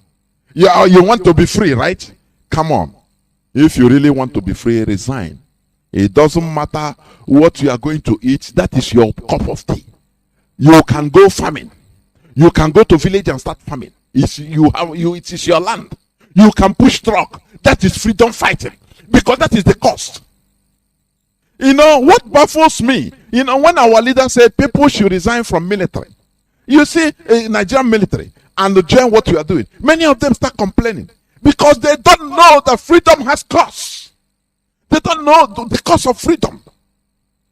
If I resign, I'm doing it. Not that my mind is not there. I carry gun with a white, green. My mind is not there, but if I stop now, waiting, I go chop me and my children. Because they don't know what is freedom. They don't know. As Mahatma Gandhi told the Indians, immediately thousands and thousands and hundreds of thousands started resigning. Both military, both drivers, both office workers. Because when you are aiding your enemy, you are working with your enemy, he's giving you salary, you are directly helping him to subjugate you. That is what it means. You are not ready for freedom. That is why when I look at some people, policemen, you see some policemen, if we resign, are you going to pay us? Because I say, look, you are not ready for freedom. Get out, continue your zoo way, you will die. And your family will be neglected. Because people that knows what freedom is and the cost, they will not be asking all these stupid questions. Instead you resign from military or from police and start pushing trucks, it's better. You see, I will not be in company of, working under my slave master. They are using me to enslave my own people, subjugate my own people the more. Now I say I need freedom. I need freedom. But I'm in a Nigerian police. Now, if I resign? What am I going to do? Because you don't know what is freedom. Freedom and its costs. That is what I'm saying today. The topic I'm engaged. The topic of my presentation today. Our people, some of our people are jokers. They are naive. They don't know what it means to be free. America fought a very bitter war of independence in 18th century. Today they are enjoying it. Because they understood, they have a foresight of what freedom is. Mahatma Gandhi told the Indians to resign from your works. They are paying you salary, resign. That is the bone that broke the hammer that broke the camel's bone. How do they say it? And Indians started resigning. When Britain, how many are there? You see that there's, how many we are there? The British. The British colonizers. They were very few. They saw Prashanda didn't come to work. Oh Lord, this one, they say, oh boy, in office only 2 of us are here. We have normally in our ministry, We have 5,000 Indian employees. None of them came. They saw that it is only 5 of them British. What would they do? It's direct, no shooting of gun. Okay, who is going to bring a water through the tanker? No driver. Who is going to clean? No cleaner. Cleaner didn't come. File holder didn't come. No person didn't come. Britain now. They call their queen and say, oh boy, madam, make you negotiate with these people. We can't do anything again. They frustrate us, so no need. And we cannot kill them because they didn't break any law. They say we no need again. We no need your work. We resign. Finish. I have the right to resign. The same way you have the right to sit at home. Are you? Is it not your right? If need be, no boy, I resign. No, I no work again. You go so even your indemnities you suppose no, I no need, because this is the way Europeans conquered Africa. They used Africans to subjugate their own brothers. Had it been those people who refused to be used, Europeans couldn't do it by themselves. But all these things, they are doing it with one excuse. Now we need to make a living. Well, if I didn't do it, what will I do? I need to feed my family now. The same excuse, the same old excuse that people are still giving today because they don't understand the cost of freedom. Remember the topic of my submission. It says, freedom and its cost. You are giving excuses for you not staying at home. Because you are naive, you are ignorant. You don't understand what freedom means. Freedom means deciding your own fate. Freedom means participating in your own governance, which you don't have in that called Nigeria. You know, when we speak, when I say it like this, you don't understand it. Or they give fecha. It becomes very light. But you don't know that participating in your own governance is the highest thing you can even give to your generation. That is why America is great. That is why Europeans, they are great. Because everybody, the population is participating in their own governance. Because of few people you're objecting to something, it can raise a national discourse because of one thing, one person. You say, no, I don't want it. From there, you write to your member of parliament. Or you go visit him. You say, no, you only one person. From there, your member of parliament, your parliamentarian will take it up in Europe. I say, no, this thing, my constituents don't want it. That is how you participate in your own governance. But in that zoo, come out now. You want to protest? You meet bullet. You meet red hot lead, and you are dead. So you prefer to continue into slavery. Oh boy, no, do a beg. That thing you don't know, it pains you, it brings you pain. You will not reach your normal age. And you pass this thing to your children. And they continue living like that. The same way the NNAMDI'S wants us to live. Appeasing. Only appease us. We appease here. We appease there. This Alhaji will say, why you doing? Sir, sorry, sir. I will not do it again. Sorry, sir. Before you know, from Borno, they call the person. They call another person. Another Alhaji will call him. Why are you not engaging? Oh, sorry, sir, please, sir. Oh, sir, he will come out. I beg, we should not do this, for the unity of Nigeria. You will continue appeasing all the days of your life. That is slavery. Do you understand that? That is why we are fighting for freedom. It doesn't matter, it have costs. There are costs. But the glory of freedom is more than the costs. America fought a bitter independent war of independence. Even after they fought a bitter civil war. And still, today, everybody wants to go to America. Don't you see the glory? Don't you see the glory in Anukwa? People that only want already made. You know, the thing have entered into the brain of black people. Already made. Nah. You are in New York. You every time you send a photo to your people. Nah, I there for New York. Hey, Chineke, how can I come there now? You glorify yourself on something that others have done, sacrificed their blood. Now you just because they admitted you, they allowed you to come there and be, even if they are calling you monkey, you don't care. At least because you are accustomed to slavery. You know, this Radio Biafra, our leader opened our eyes. Things we glorify before. If I see you do it, I look at you as a lower animal before God and man. No, what on? Hey, okay. I look at you, I say, look at this orangutan. You are glorifying on Mercedes Benz. You don't even have electricity in your own home, in your village, and you are glorifying. In Naina, what you work on? You make money. How do you make money? I prefer you come even okay. This you are riding on this kekena paper that is manufactured in my village.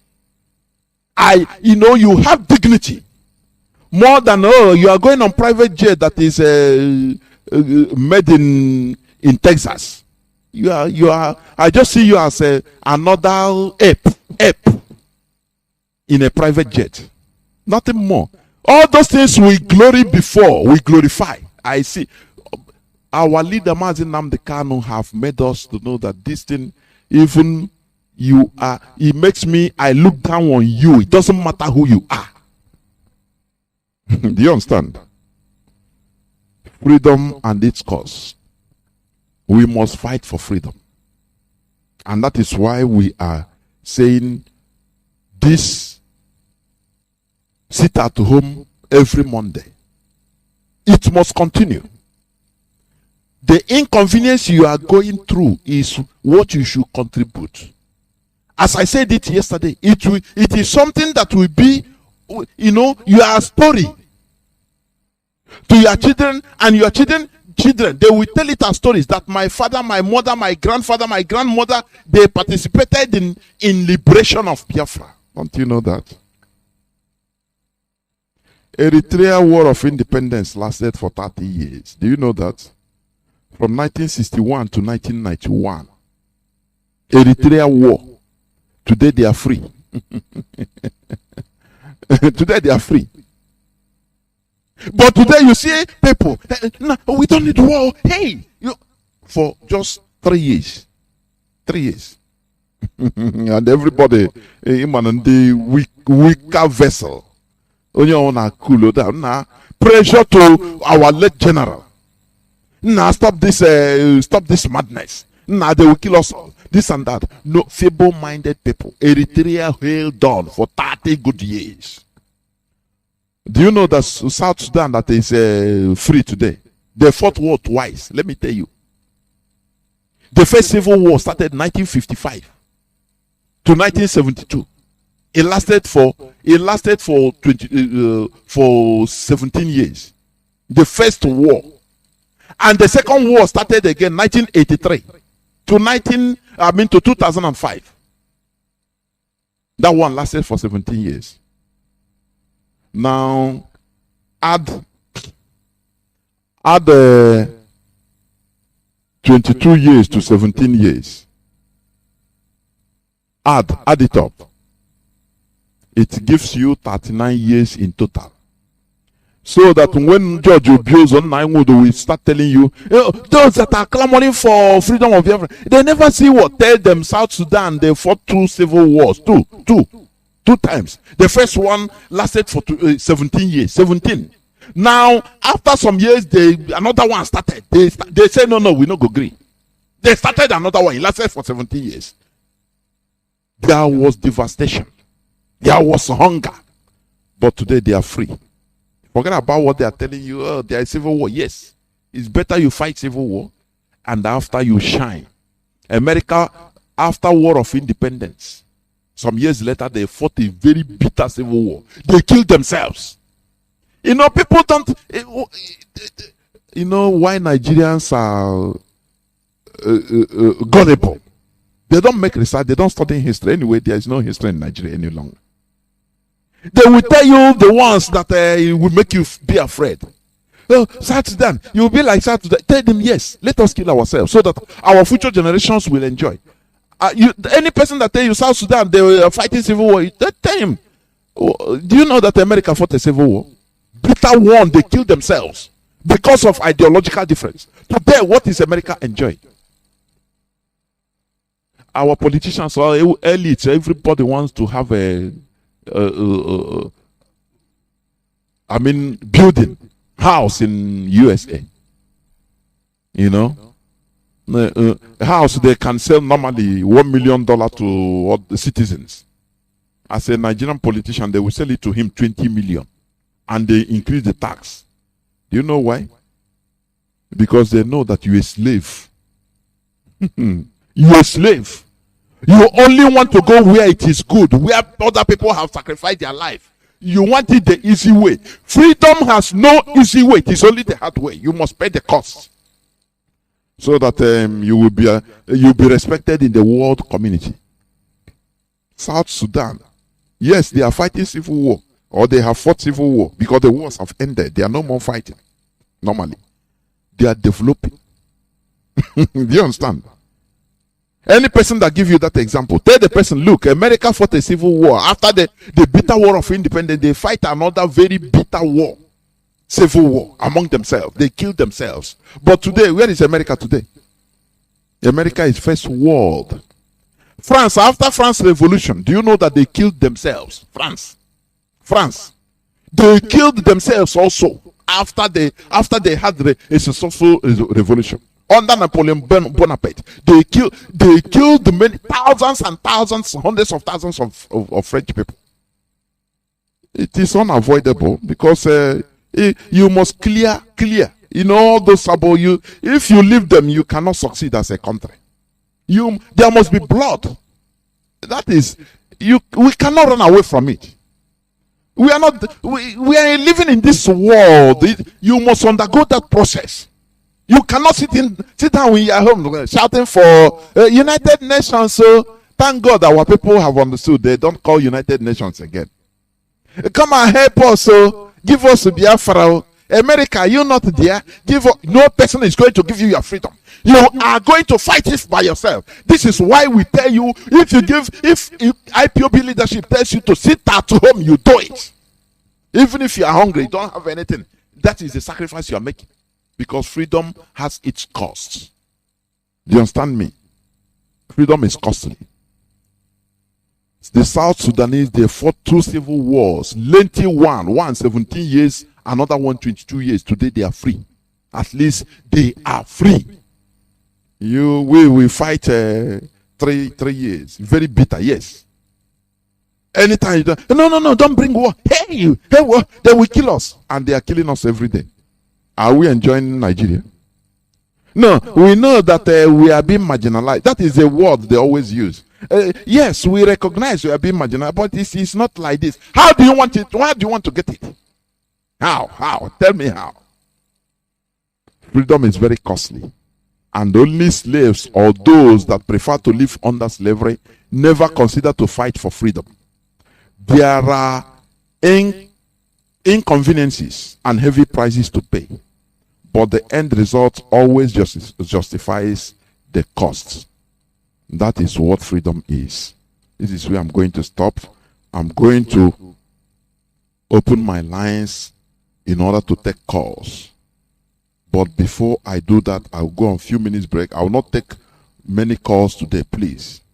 Just few calls, because I have a very important meeting. We must continue. Rising star.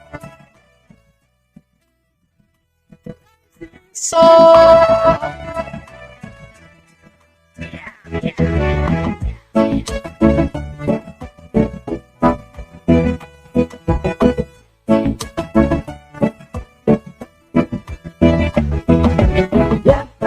is the only hope of Africa.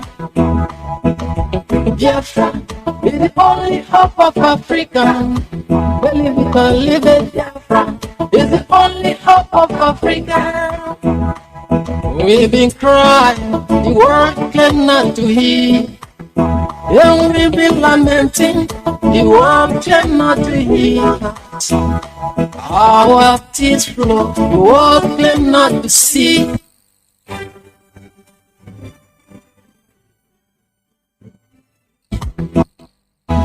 And our blood flow, the world cannot to see. Our lines are now open. Direct line is +1 213 328 6224. I repeat, +1 213 328 6224. Our WhatsApp number is +61 405 142 547. Our WhatsApp and Signal line is +61 405 142 547. Caller on WhatsApp, please. You are the first caller. Please start by giving us your name and where you are calling from. Welcome to the program. May God bless you. And you too. My name is Mr. Shuku. I'm calling all the way from Switzerland, and I'm from Oka Province, Biafran land. There we I welcome all what you said because we are under economic slavery. If you look it in any way you look it, what you said is 100% correct. Because everything that can lead us into economic progress, they shut it down. Do you know that this power we are talking every day, if Nigeria want to restore power, it cannot take them up to 6 months to restore power, the whole Nigeria. But they are intentionally doing it, shut it down. Because they know when there is power, especially we in the East, we can do whatever anyhow and begin to become world economic hub experts. Yes, they shut it down. Even Fashola say it during the Johnathan regime when they are campaigning for this thing for Buhari. He said he will put power under 6 months, and after that they gave the contract to him to restore power under power minister. And he did not. Now, if you ask him what of the power he promised, he will the other side. Mazi, let me say this. Let me interject here. You know, many of us don't understand the politics that is going on the ground. You might have good intention and to be a president or to work in Nigerian situation or Nigerian government. You might be an expert. You want to restore power under even 3 months, locally even. But when you enter the power, they will warn you. British agents, they will come and warn you. This is not your father's property. You must do what we want. And they put full stop on your work. You can't do nothing. Now you come out on media to stutter. Yes, it's not easy to put power in Nigeria, because he saw something that is bigger than him at the background. The jackals, the lions, the roar, they come to him. Britain send them, say, look, you can't do this thing. This is our policy. Nigeria is our market. You cannot restore power. And full final stop. No explanation. Shut up, or we remove you from this position. What do? As a Nigerian, you prefer to eat money. They tell you, you can, even the money we map out, you can loot it, no problem, we cover you. But you cannot do this. That is an order. You don't have no question. That is how it is, my brother. And we start blaming the person because we have no freedom. That's it. Go on, my brother, please. I wonder because all the road in Eastern region, if you see them, there's nothing. Even somebody with a leg cannot walk on it. If you ask them, they say it's federal road. If you want to walk it, federal government will arrest you. They will, yes. Don't you know that there's something there? Yeah.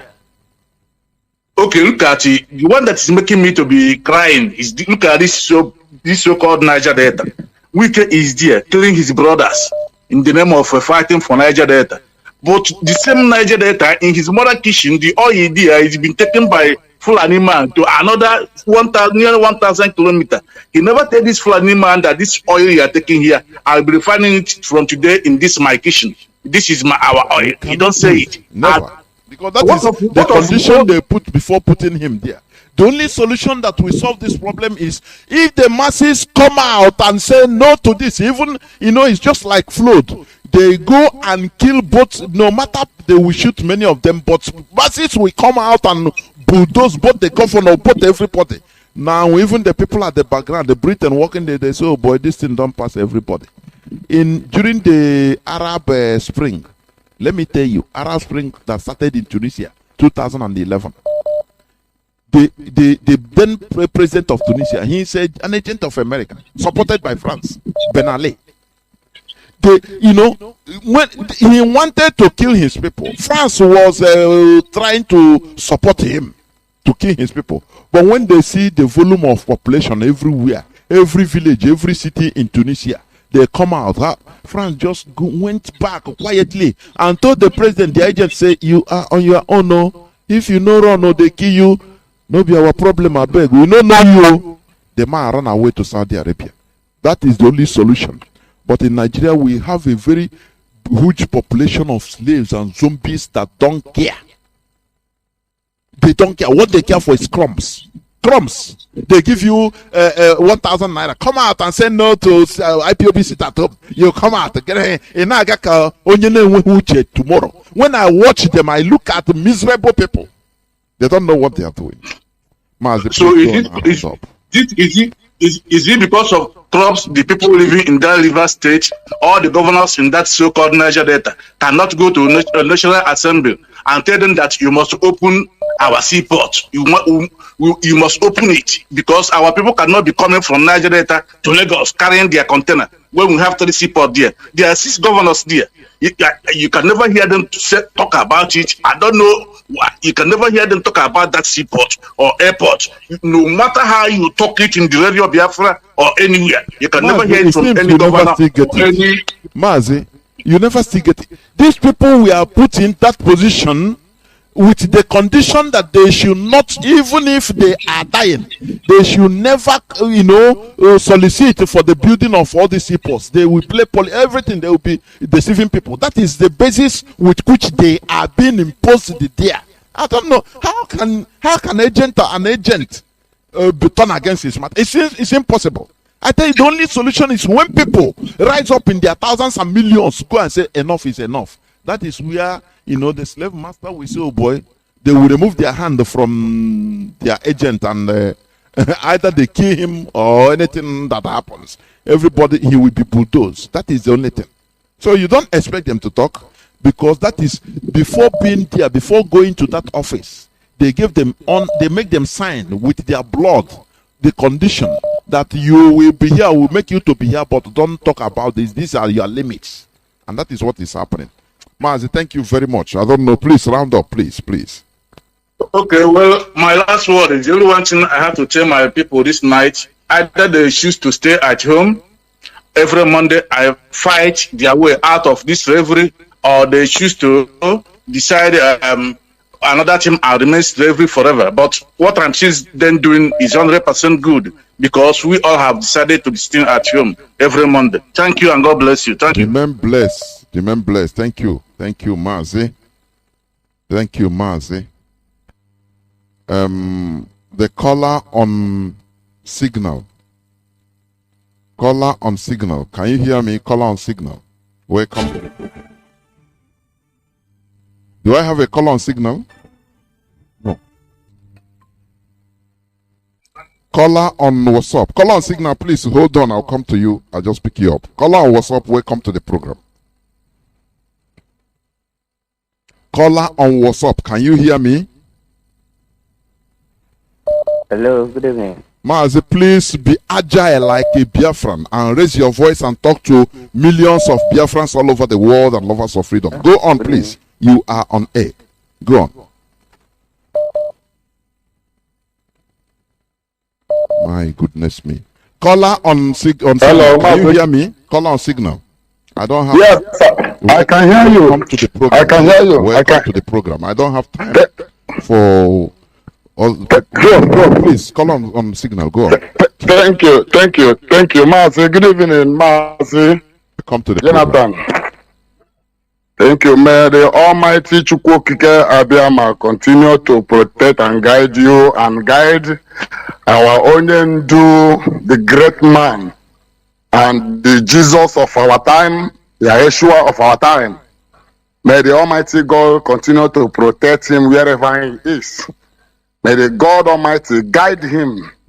No weapon or form of fashion against him shall prosper, because he's a great prophet. The Bible says, touch not my anointed and do my prophet no harm. Mazi, I want to thank you once again, and I want to thank all the Biafrans all over the world. I also want to thank mostly the Biafrans that is here in Biafra land.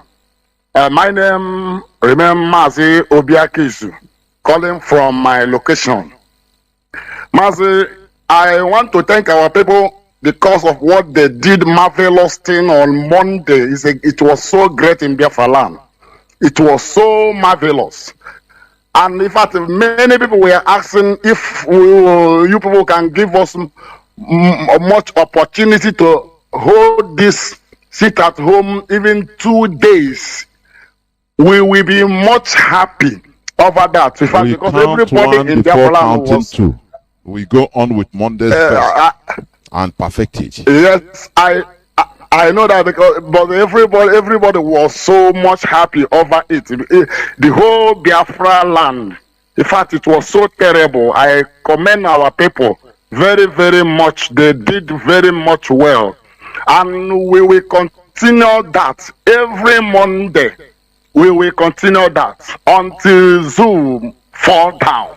Although I know that Zoo has already fallen down, and it must surely collapse forever and ever.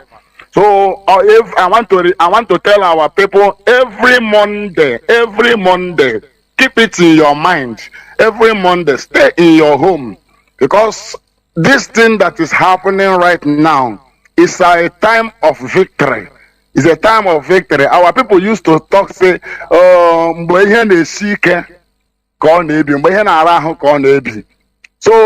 Mazi, in fact, I don't have more to say, but I only want to thank you, and I want to pray for our leader that we may the Chukwukebe protect him. Nothing. When he obligate me, they say with a great victory. I get celebrate Biafra in a shortly time. Here make Harabundeni. Ndị na-agba mgbe okpuru ka ha rabụ ndị a niile si na ihe ọma na-agba afọ, ka ha rabụ ihe ndị niile si na ha agaghị adị ndụ Biafra bịa, ha niile ga-aba na 6 feet. Ha ga-aba na 6 feet, Biafra ga-abịarịrị. So Chukwukebe maka anyị na-ayọ na m ayọ ya ụbọchị eke ka ọ chekwawara anyị ndị ụmụ Biafra niile, ụbọchị afọ, ụbọchị nkwọ, ụbọchị orie. Dewo ise naanị ya bụ Chukwu ka o were amara ya kpuchie ụmụ Biafra niile ke gazuru n'ụwa niile, ọ kachasị ndị ke nọ na Biafra land, ndị ke na-aghọ mgbọ. Chukwukebe na chekwa ụmụnne anyị Mazi mere ndị mmadụ ebere. Mazi, I went to prison even nke Aba, ebe na prison ya dị nọ na Aba ebe a, imere ndị mmadụ ebere. Innocent souls are lamishing there. Thousands of people nọ na prison yards. Every prison yard ọbụla Igbo, ụmụ Biafra so ihe juru ebe a na-ata ahụhụ. Innocent ka m na-arịọ ya gbata ọsọ enyemaka n'ọdụ a, ya napụta anyị n'aka ndị ọjọọ a, ndị a sị na kudo mmiri ṅụọ sị na ha agaghị adị ndụ. Ọ Chukwukebe Mazi, enweghị m ọtụtụ okwu amasị. Chukwukebe chekwara m obi niile, chekwa ndị niile ndị na-agba mbọ. Ọ ga-adịrị anyị na mma n'aha Chukwu okike abịa ma pụrụ ime ihe niile. Ise. Thank you very much. Please limit yourself to 3 minutes, please. Caller on WhatsApp. Please hold on. Let me pick caller on direct line. Caller on direct line. No, I don't know. Caller on WhatsApp. You can go on. Caller on WhatsApp. Can you? Caller on WhatsApp. Are you there? Yeah, thank you for giving me this opportunity. Welcome to the program. Mazi, and Simon. I know we're calling from America. Mazi, can you raise your voice, please? Can you hear me? Yes, Please, go on. You are just like murmuring. Go on. Oh no, okay, it's okay now. Yes, it's good. Go on. Okay, so I don't know where you're here. My name is Simon, and we're calling from America, Spain. Thank you, Johnathan, for it's a wonderful topic today. Our leaders in Kanu, anywhere you are, thank you. Will give you more strength, more courage for you to defeat your enemies. May those who wish you good will follow them. Those who wish you bad, back to sender. You come out there in victory.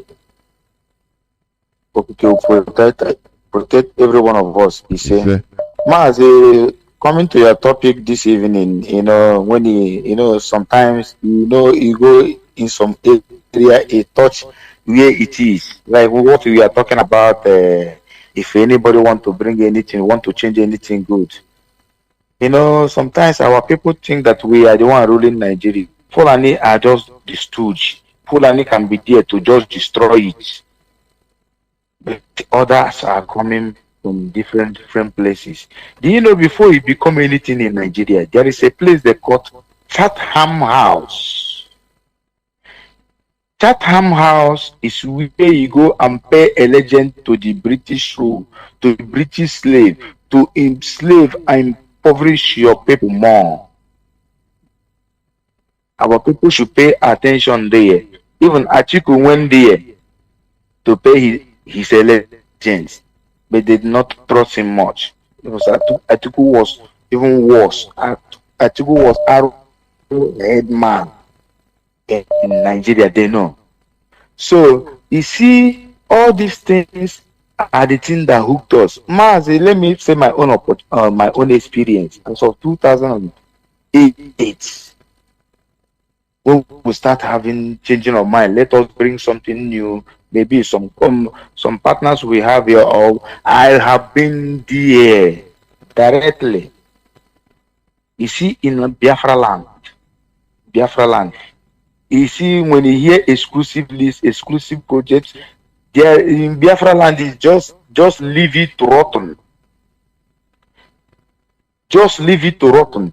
They purposely target and destroy during 1983 to 1990. Do you know how many companies they have in Biafra land? More than 500 companies and factories. They shut everything down. It is a policy. Good. Look at Abba. Angungwaman is ruling Abba. He didn't turn Abba to Dubai. Who will do it next? That's why that stooge is here.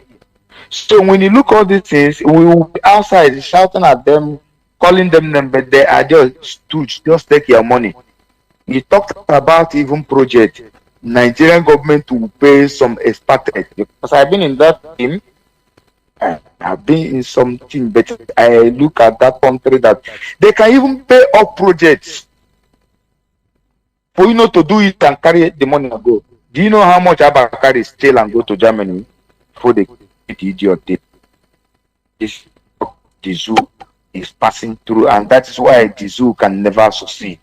Sometimes I look at Passenger, even owning a property in Dubai. Shame on all these people. They don't have shame. Do you know what Obasanjo told this Emirates when they come to borrow money before? Our people, it is time. This is the time to cut all these things. And I encourage our people back home. We don't want to hurt our people. We don't want to come and because of the evil plan of the enemy, they say we hurt our people. This is not why we are here. We are not here to come and hurt our people. I want every one of you to know it's not anyways. When IPOB puts it at home, when people who zoo are look for to tarnish our image, they say it's IPOB. Why we declare it at home? Any day we outside, nothing happen. Please continue this. Is paying the zoo, and anywhere you are, you go already. Well, I will send a direct message that will get to you, because we can't relate all these things. Mazi, and we need to investigate all these people that come into this protest. Most of them are not our people, oh, because who are importing agents everywhere. In this type of thing, we need to investigate those people and know who they are. Interview them. Mazi, thank you for giving me this opportunity. Thank you. Oh, hey, Biafra, almost hey, Biafra. Thank you very much. Caller on signal. Welcome to the program. Caller on signal. Are you there? Caller on signal. Can you hear me? Good evening, sir. Welcome to the program. Please go on. Good evening, great Biafrans. I want to thank you, especially Johnathan, for your topic this evening. Because I understood that because what you were teaching this evening was freedom and its consequence. Freedom and its consequence. Yes. Okay, the concept freedom. I understand that before one this freedom, you must sacrifice something for it. I want to say this evening that for us, Biafrans to be free, we must sacrifice one thing or the other. And our everyday, as they directed us, as every Monday, we will be sitting at home to protest. So if that's only what we can contribute, the little one contribute, you can contribute. I won't see anything in it. So I want to encourage all the Biafrans that this little ones that we are doing, we should continue, because it will surely yield fruit, or it will surely bring out results. Again, is that I want to talk about what is happening on Twitter, because there are many people who call themselves our brothers on Twitter, propagating lies against IPOB. You mean like okay, let me not call Mazi, please don't call. This is an old game we know.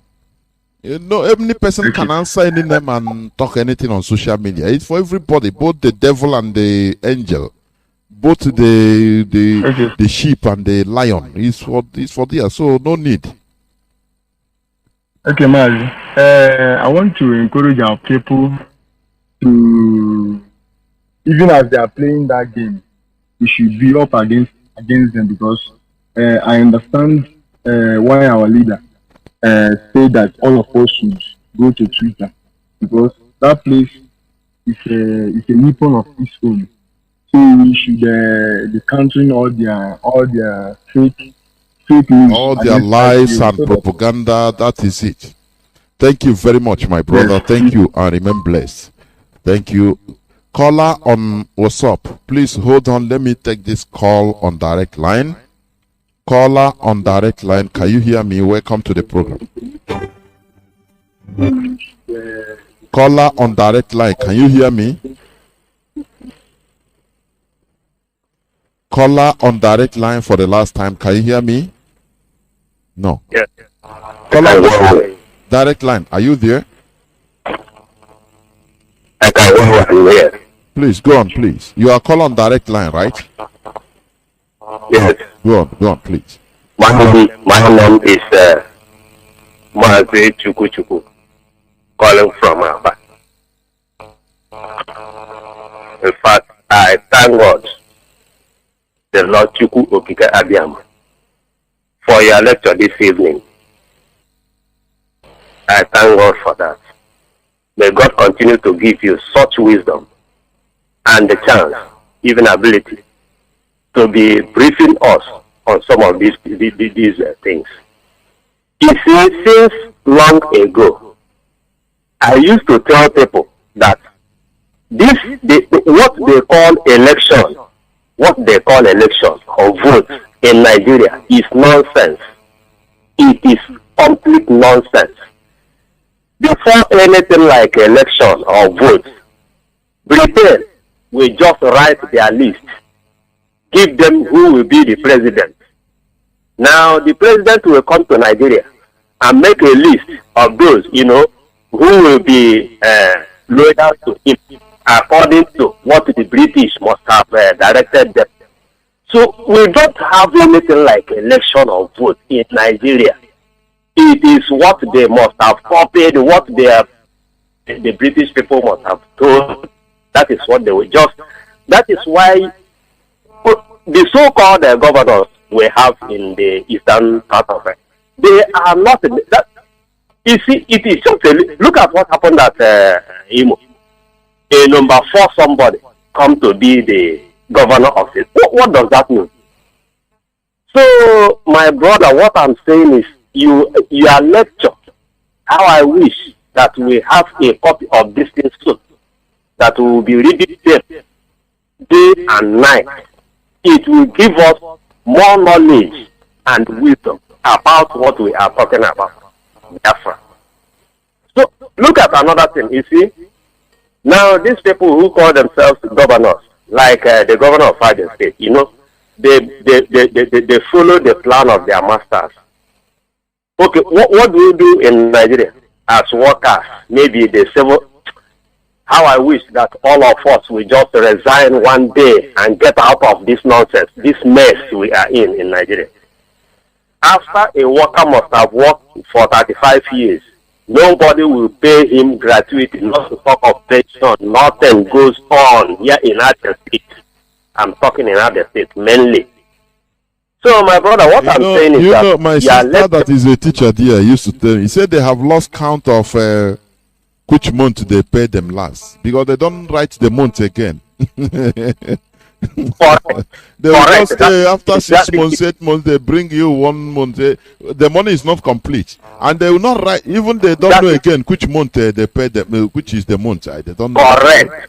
They will even thank God. You know, our people they like slavery. Thank God, self that we receive even this, and they will accept it and go and go to church and pray and give testimony. Now they remember us after 1 year.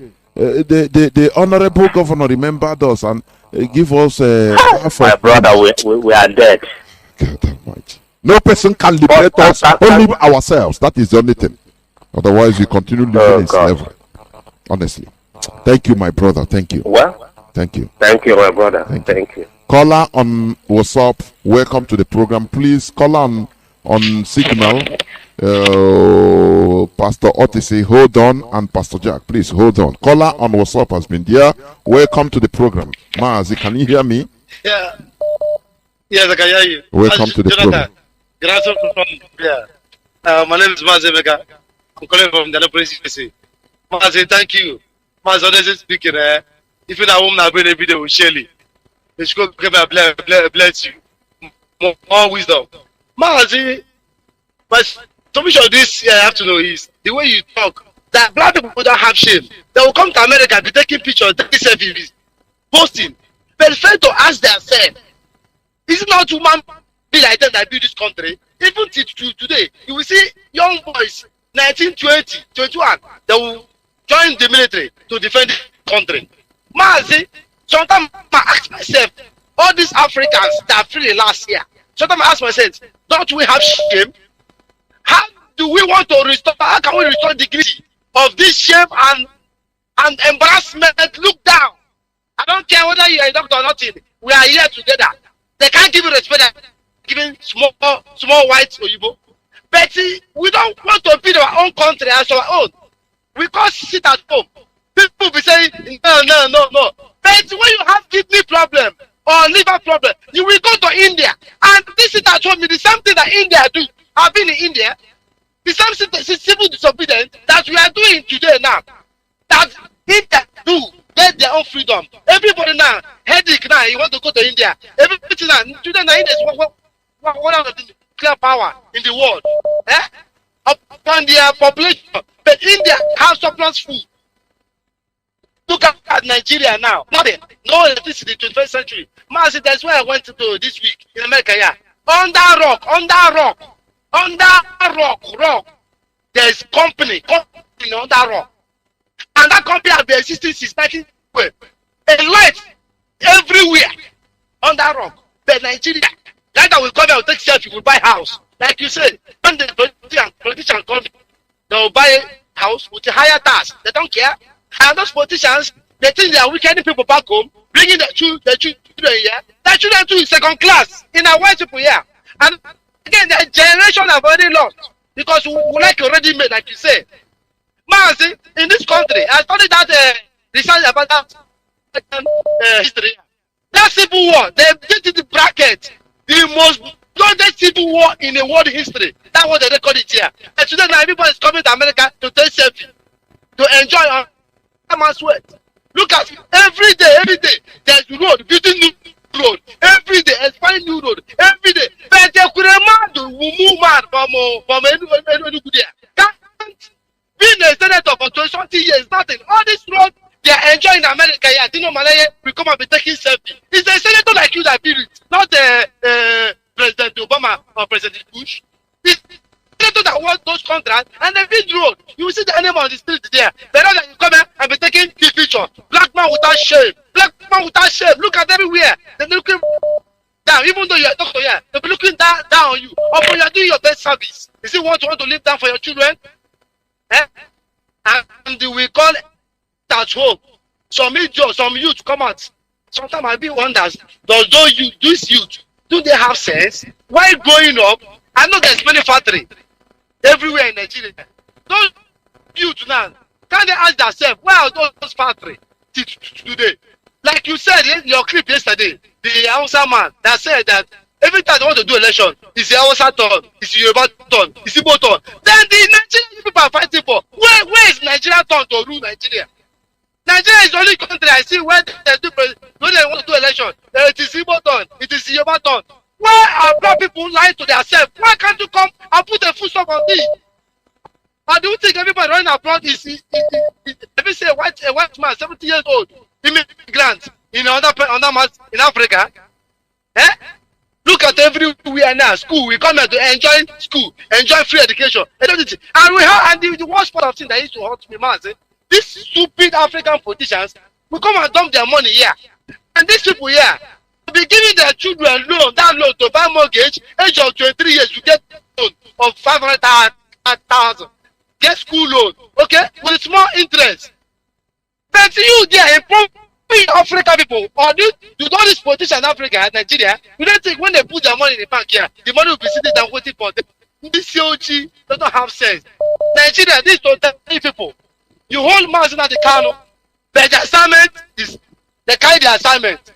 It's to tell you people that this generation of Biafra, no hiding place for you people.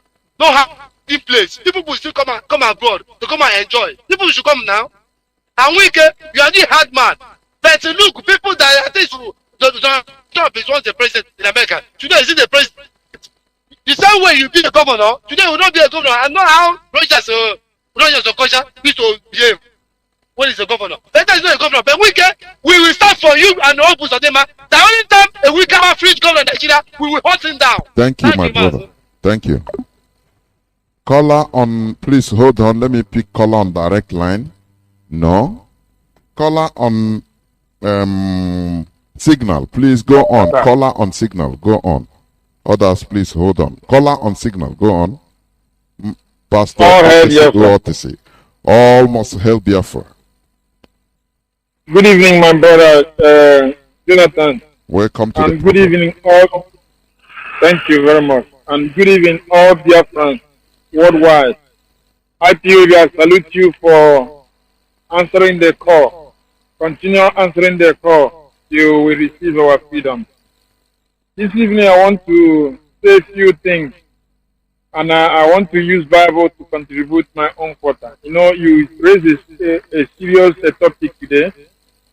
And I want to state, God, man sin against God. When man sin against God, and the consequences of the sin, the consequence of disobedience is sin. And when God saw that he must liberate man, he sent someone to go and die in able to liberate a man. In everything that everything that we are facing, even in our freedom now, a sacrifice must be paid in able to maintain the freedom. Other countries did it. Our own cannot be will not be different. You know, in the life of every black race, they always like to cheap things and the free things. That's why sometimes our way, how we think, how we do things, our environment are not there is no any changes because we always look for cheap things and the free things. For other color race, you see them moving, changing their environment. If their leader are not doing good, they will try to impose the law that are trying to give them and trying to impose them. If they lead them to the dead, they are dead. They will say, let it be. Although let my name written in the book of history, and the person will make something and make a history. But in our own, they will like to sit down in their home and trying to look someone to come and die for them. But I see a new spirit in the life of the Biafrans. That's why I am encouraging, as I'm also being the member of IPOB, the spirit that we receive from our Mazi, Onyendu, let us not allow those spirits to quench, but let us write our name in the golden plate, that history and generation that is about to come, they will read our history.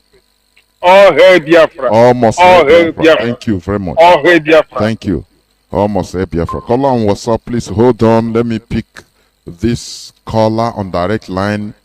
No, it's called Pastor Jack. Welcome to the program, Pastor Jack. Can you hear me? You have been there. Caller on WhatsApp, hold on. I'll come to you. Please let us make it so brief because I will soon close. Please go on, Pastor Jack. Thank you, Mazi Chinedu. Thank you. Thank you for analysis this evening, Pastor Jack on the line. Calling from my location. I just want to add my voice. Well, you have just said your analysis tonight. You know, when these people we are making sure that we do not produce any indigenous products, because of course in Nigeria, the Fulani person has no idea of doing anything rather than squandering money. So when they channel all their products, exporting them to Nigeria, one Biafran person would think he has a good opportunity. You'll be thinking you are an importer. You are not an importer. You are only the highest consumer of the product of white man, not an importer. And you be carrying your shoulder up. I am an importer and an importer. What are you importing? You import how many cars, how many things, but no indigenous product that can be exported. And they are consuming whatsoever that is being brought. And they determine the lifestyle you live. They determine your economy. Unlike you producing for yourself. And for those of ignorant Biafrans, critics, speaking against what we have done, I want to tell you that this is just money. Go and look for a nearby transformer and hang yourself. Because you know what? We will not only continue to sit at home, we will bring in other measures to tighten this whole thing to make sure that the economy of the zoo and that of British crumbles. Because we know you have given yourself as a willing tool, and the British is using you to undo our people. But it is only the oppressed that will rise up one day and say no more. That is the reason why our people have come. And we will go back no more until Biafra is returned our time. Until Biafra is returned. And Mazi, our leader, must be released at all costs. Thank you, Mazi Chinedu. Thank you. Almost help Biafra. Thank you very much. I don't know what is happening to the direct callers. If I pick the call, it goes off. I don't really understand. Caller on WhatsApp, please. The platform is yours. Welcome to the program. Caller on WhatsApp, welcome to the program. Please, let's make it 3 minutes, please. 3 minutes. Thank you. Go Thank you, Mazi. Mazi, can you hear me live and direct? Can you hear me The clear? whole world is listening. You are crystal clear. Please go. Thank you, Mazi. Mazi, on Monday, 16th of August, 2021, that is coming Monday, we are going to have a very terrible total lockdown of Biafra land. Mazi, we have been looking for the solution of our problem, and now we have seen it. It is going to be a total shutdown. Mazi, there is one video flying where the DJ of Ogidi has come up to say that it was a mistake. I am not their spokesperson. I just come across that video. So I want to use this medium to tell our people, please, if you come out on Monday, the Nigerian police and the Nigerian army, they will kill you. They will kill you. Do not come out. Stay in your house. Do not come out. If you stay in your house, the blood, he will see the blood and he will pass over you. As soon as he see that blood, he will pass over you. But if you come outside to see who is marking that blood will consume you. Stay in your house to save your life.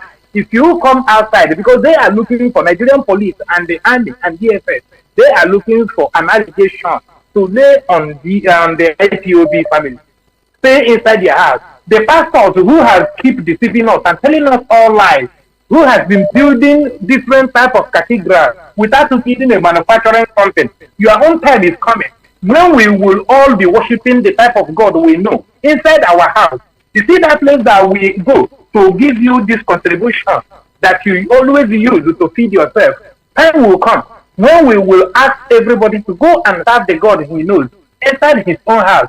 We have this period. This is a great period for you criminal pastors to speak up against all this evil. This is your last chance. Every Sunday, you collect the little money that we suffer to get as tithe and offering, and you don't want to speak up against all this evil coming, against all this evil happening. I am appealing to the Director of State to have an eye on all these our Sunday contributions, not Sunday church, Sunday lottery that we never win. I want us to consider it, because the time will come, this grace period that we have given to them, if this grace period will pass and they do not, all the father or the priest or the bishop who have asked us to be praying for Nigeria, we have prayed since 60 years. My father prayed and died and nothing happened. I have started my own prayer and nothing is happening. Maybe I will die, my children will continue with the prayer. If you do not speak up against this evil, and you are waiting, asking us to come and contribute for you every Sunday, I want to appeal to you to let you know that your time is running out. Stay in your house on Monday. Do not be deceived. All the women are selling orange and apple and wet grass, and in a way, stay in your house. If anybody, any Biafran life lost in any place you are selling something, consider that place closed down forever and ever. In the market, if you go and open any market, because we had an information that Obiano and the Devil they are sharing 50 million to all the market chairmen. We are following this news to know the day they will release the money and the day they will collect the money. All the wives of the DJ and all the wives of the market chairmen, please tell your husband to run, because they will cause problem for you. What they will cause for you is to make you to be a widow who will take care of the children. And they are bringing you out for the world to know you. Ipob and Biafra is a spirit. Tell somebody that you are a Biafran. Man, 1 second. In the place I'm working, one Nigerian keeps disturbing me. One day I asked him, do you know who I am? He asked me who I am. I said I'm a Biafran. That day he draw the line. That day he draw the line. Oh, that day my problem ended. Tell people who you are. Tell people you are. Tell people you are a Biafran. As soon as you open your mouth and tell people who you are, they will run. That trouble will stop. Let me tell you what happened to the man. He was looking at me. He never knew when he hit his head and the door and he fell. I am telling you, I didn't touch him. I didn't go closer to him. The thing that was pursuing us, they won't know what to see. So therefore, will be and the hope of them, they know they are going to die. But they are so ashamed to come and confess. But I am appealing to them to use this period to confess. Their confession will not stop them from dying. Their confession will only stop them to carry their own burden, so that they will not leave this death that they are going to die to their children and to their extended family. For sure, they will die. And for sure, the vote of Udele, ụwa zuru ike ọwụ okwu si nna anyị ukwu n'ọnụ pụta ọwụ okwu amụma. It is a word of spirit. Thank you. I am appealing to everybody, all the keke drivers, park ya keke gị, kwanyere onwe gị ugwu, park ya keke gị. Ya ọ bụrụ na o nwere onye ibiri hypochest ya gbaghara gị hypochest kama m ga-anwụ anwụ ka m fuo efuo, park ya keke ahụ na Monday, ebula keke ahụ apụta. Nigerian police ga-agba keke ahụ ọkụ, gbagbuokwu onye nyere keke. Thank you, my lord. Well, thank you, my brother. Caller on signal. I'm inching closer to the end of the program. Please call on signal. Hold on. Let me try to pick the caller on direct line. No, I don't know this direct line. When many calls come, they start crashing, start rejecting calls. I don't know.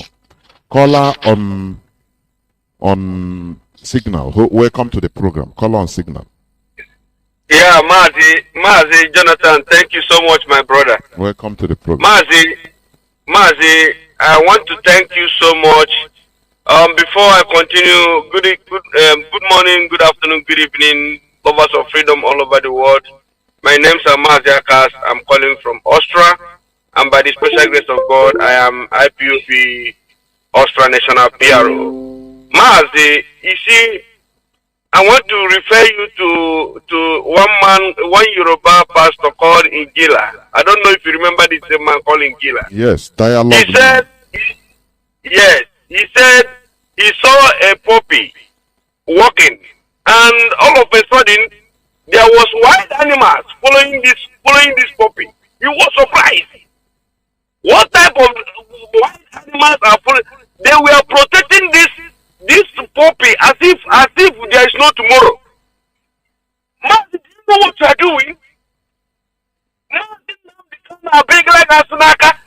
The way you analyze it, I swear before to go Kikabiama, God Almighty is using you to make our people to understand those things we've been seeing all this time, and we're not valuing them, or we're just ignorant of all these things. Mazi, yesterday when I listened to you, and today I listened to you, I begin to ask myself, does it even mean that I will be going to that sociological? Is it even better when I go back home? I will buy water from because this is our own. All these things you are doing. So you buy the highest thing, you buy innocent, at least. That will be the best. At least, Mazi, because at the end of the day, this big boy we are doing, we are going nowhere with this big boy. At the end of the day, we are slaves. Even as we are here all over in diaspora, working hard. Some of us are working 2-3 jobs every day just to survive.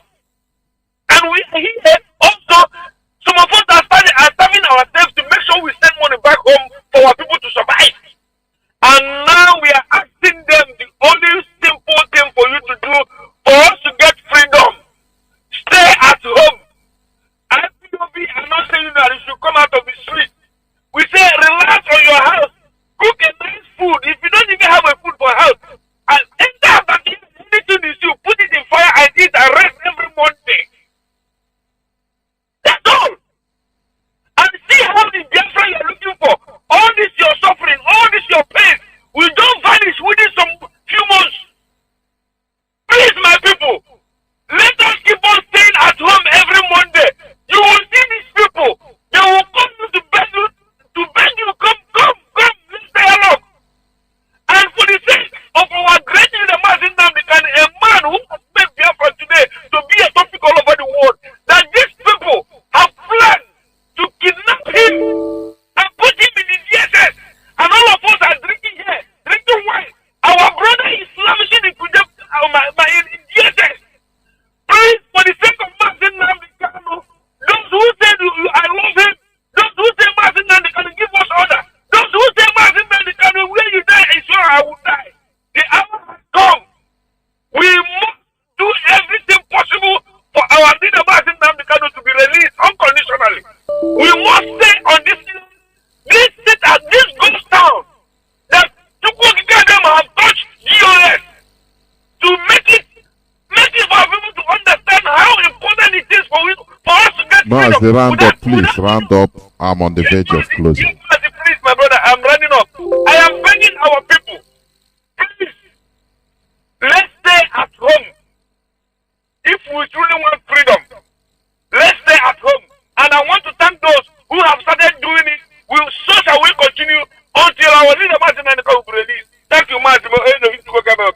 And Thank you you, my too. brother. Thank you, and remain blessed, please. I'm inching closer to the end, towards the ends of this program, because, as I said before, I have a meeting in a few minutes' time.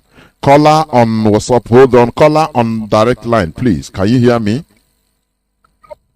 Yeah, Mazi Johnathan, good evening. Welcome to the program. Calling from my location. Welcome to the program. My own is just a suggestion. If you are an IPOP member, please, wherever you are worshiping, even if maybe you are not an the place that you are worshiping, write a letter and submit to that pastor where you are worshiping. Tell the person that every Monday, your pastor that every Monday, that all the Biafrans shall be observing it at home.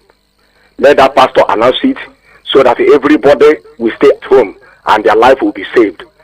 Because I know that many pastors, they are away and are in support of everything that we are doing. God bless you, my brother. And keep remain on your blessed good work. too, my brother. Thank you. Remain blessed. Thank you. Caller on WhatsApp, please go on. I think you're going to be the last caller. Caller on WhatsApp. Can you hear me?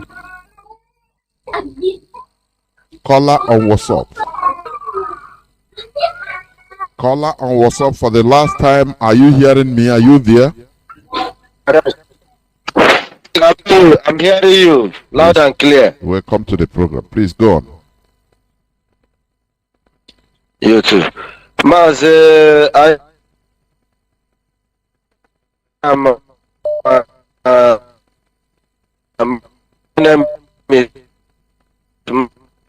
Mazi, your network is very, very bad. I'm calling from Aba. I don't have to. Yesterday, I my view. Are you hearing me? Go on. Let's see. Okay, what I want to say is this.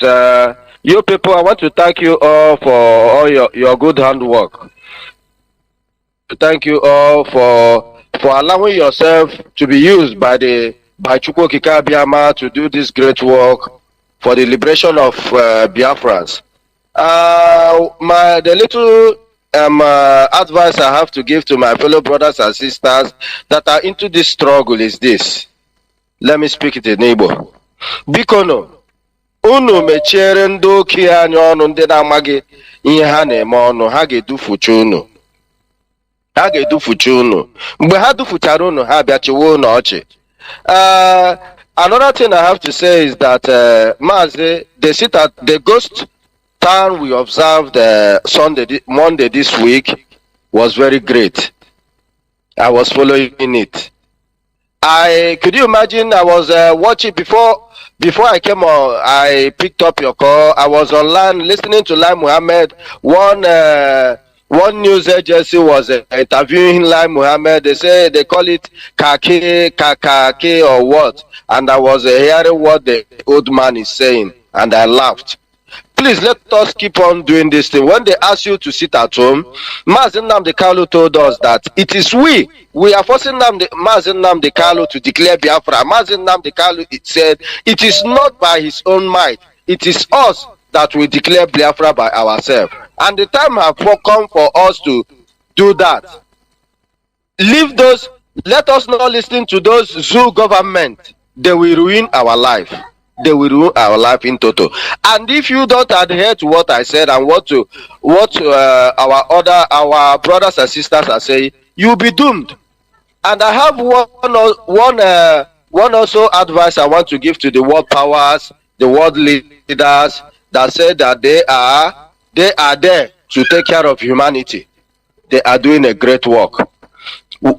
They said, an English adage said, the seed that you sow is what you will reap. And they will reap their fruits one by one. And I also have another thing to say. Let us thank Mazi Nnamdi Kanu. You people have to know the word that you always use on air, intellectual. Please go on Google intellectual. You see that what we are doing, we are not doing an empty work. We are not doing an empty thing. We are being carried by the spirit of Chukwukabiama. And anybody that stands on the way of Biafra, I won't say anything. A word is enough for the wise. Thank you. Aso parantike nozi kanafono mazi udo Chukwuke derege. Thank you very much. This is where I'm going to switch off the phones. I'm going to close the program. Tomorrow is another day. Please, I close prematurely because of some reasons. I need to attend a meeting, as I said. Tomorrow is another day. We continue preaching the gospel. Please, what we are doing, we are not leading you astray before God and man. We trust our leader, and you should trust IPOB. What we are doing, history will remember us good. You understand? If what we are doing is not the right thing, do you think that Abdulaziz Suleiman would have speaking the way he did? Do you think like that? No matter how you harden your heart, once you hear this truth, at one time of your life, you must reason. You must sit down or lie down and reason as a human being. If you have conscience, we are fighting for freedom. Freedom have costs. They are costly. That is why when you obtain your freedom, no person will play with it. No person will play with freedom for you. No, you don't joke with it. Because it is something you enjoy forever. Your generations will enjoy it. Everybody will guide it jealously. It's like American framework, the structure. It doesn't matter which president wants to go against it. Everybody will come out and push him. Say, who are you? You're only one person. That is a country with structure, not like Nigeria. Nigeria have no structure. You understand? The only solution to this madness, because what in Nigeria, the whole politicians, the whole people that are elites, they are recruited agents of the West. They are using in order to continue enslaving others. That is why when people talk about corruption, oh, this person loot money. Corruption is killing this country. I laugh. Corruption is not the problem. It's just like it's the byproduct, the symptom of the real problem. They can tell you, loot the money, go, but don't do this. This money you are going to use in building, bringing electricity, instead share it. They will allow you to share it among you, the politicians. They say, share them. We don't, no problem. Share it, but don't build it. Because they want to continue making Nigeria a quagmire, consumer. People are, go to Apapa Wharf, see. Importation, containers from China, all over the world. Japanese bring a container, you say, oh boy, hey, Nigeria a big market, oh. They are hustling for consumers in Nigeria. It's a big market. Docile zombies. That is the thing. And the world now take it is a duty for them to keep so-called Nigerians not to produce. They encourage, they make sure that they put their stooges so that you can, any factory you want to bring, you don't see how they can burn your even private factory. They will burn it and nothing will happen. Don't you think that it's a calculated agenda? Don't you know that? So that they continue making on. If Britain did this in the early 19th century in India, ordinary salt, they say India should not bring salt. India should not produce their own salt. They have in their land and in their water, in their sea. They say, you must be buying from us. We will be bringing it from Britain, from any other country to you. Don't you see? People don't study history. That's why they are ignorant. That is why they will give somebody 1,000 naira. He will be walking on the street. No, say no to sit at home. He will be I look at them. I see misery moving. I see ignorance moving, just having two legs and moving. It is high time we must continue fighting for our freedom. It doesn't matter the cost. What is it? The highest penalty is death. And we are dying. We have been dying. We have been slaughtered for this. Now, what is the essence of stopping? What else are you going to do us? They have killed us in through different ways. Starved us and we die slowly. They killed us with bullets. They killed us with the fire. Now what? And we continue moving. Now what else? Sit at home every morning. Even if you don't have anything to cook, drink water. You will not die. Tuesday, you bust out and go and hustle. That is how it is. That is the price we need to pay. This is where I'm going to close this program, please. I'm sorry people are still calling, but I will not be able to pick the calls, please, because I have one activity again, please. Thank you very much and remain blessed. From me, with much joy in my heart and love, it is simply good evening.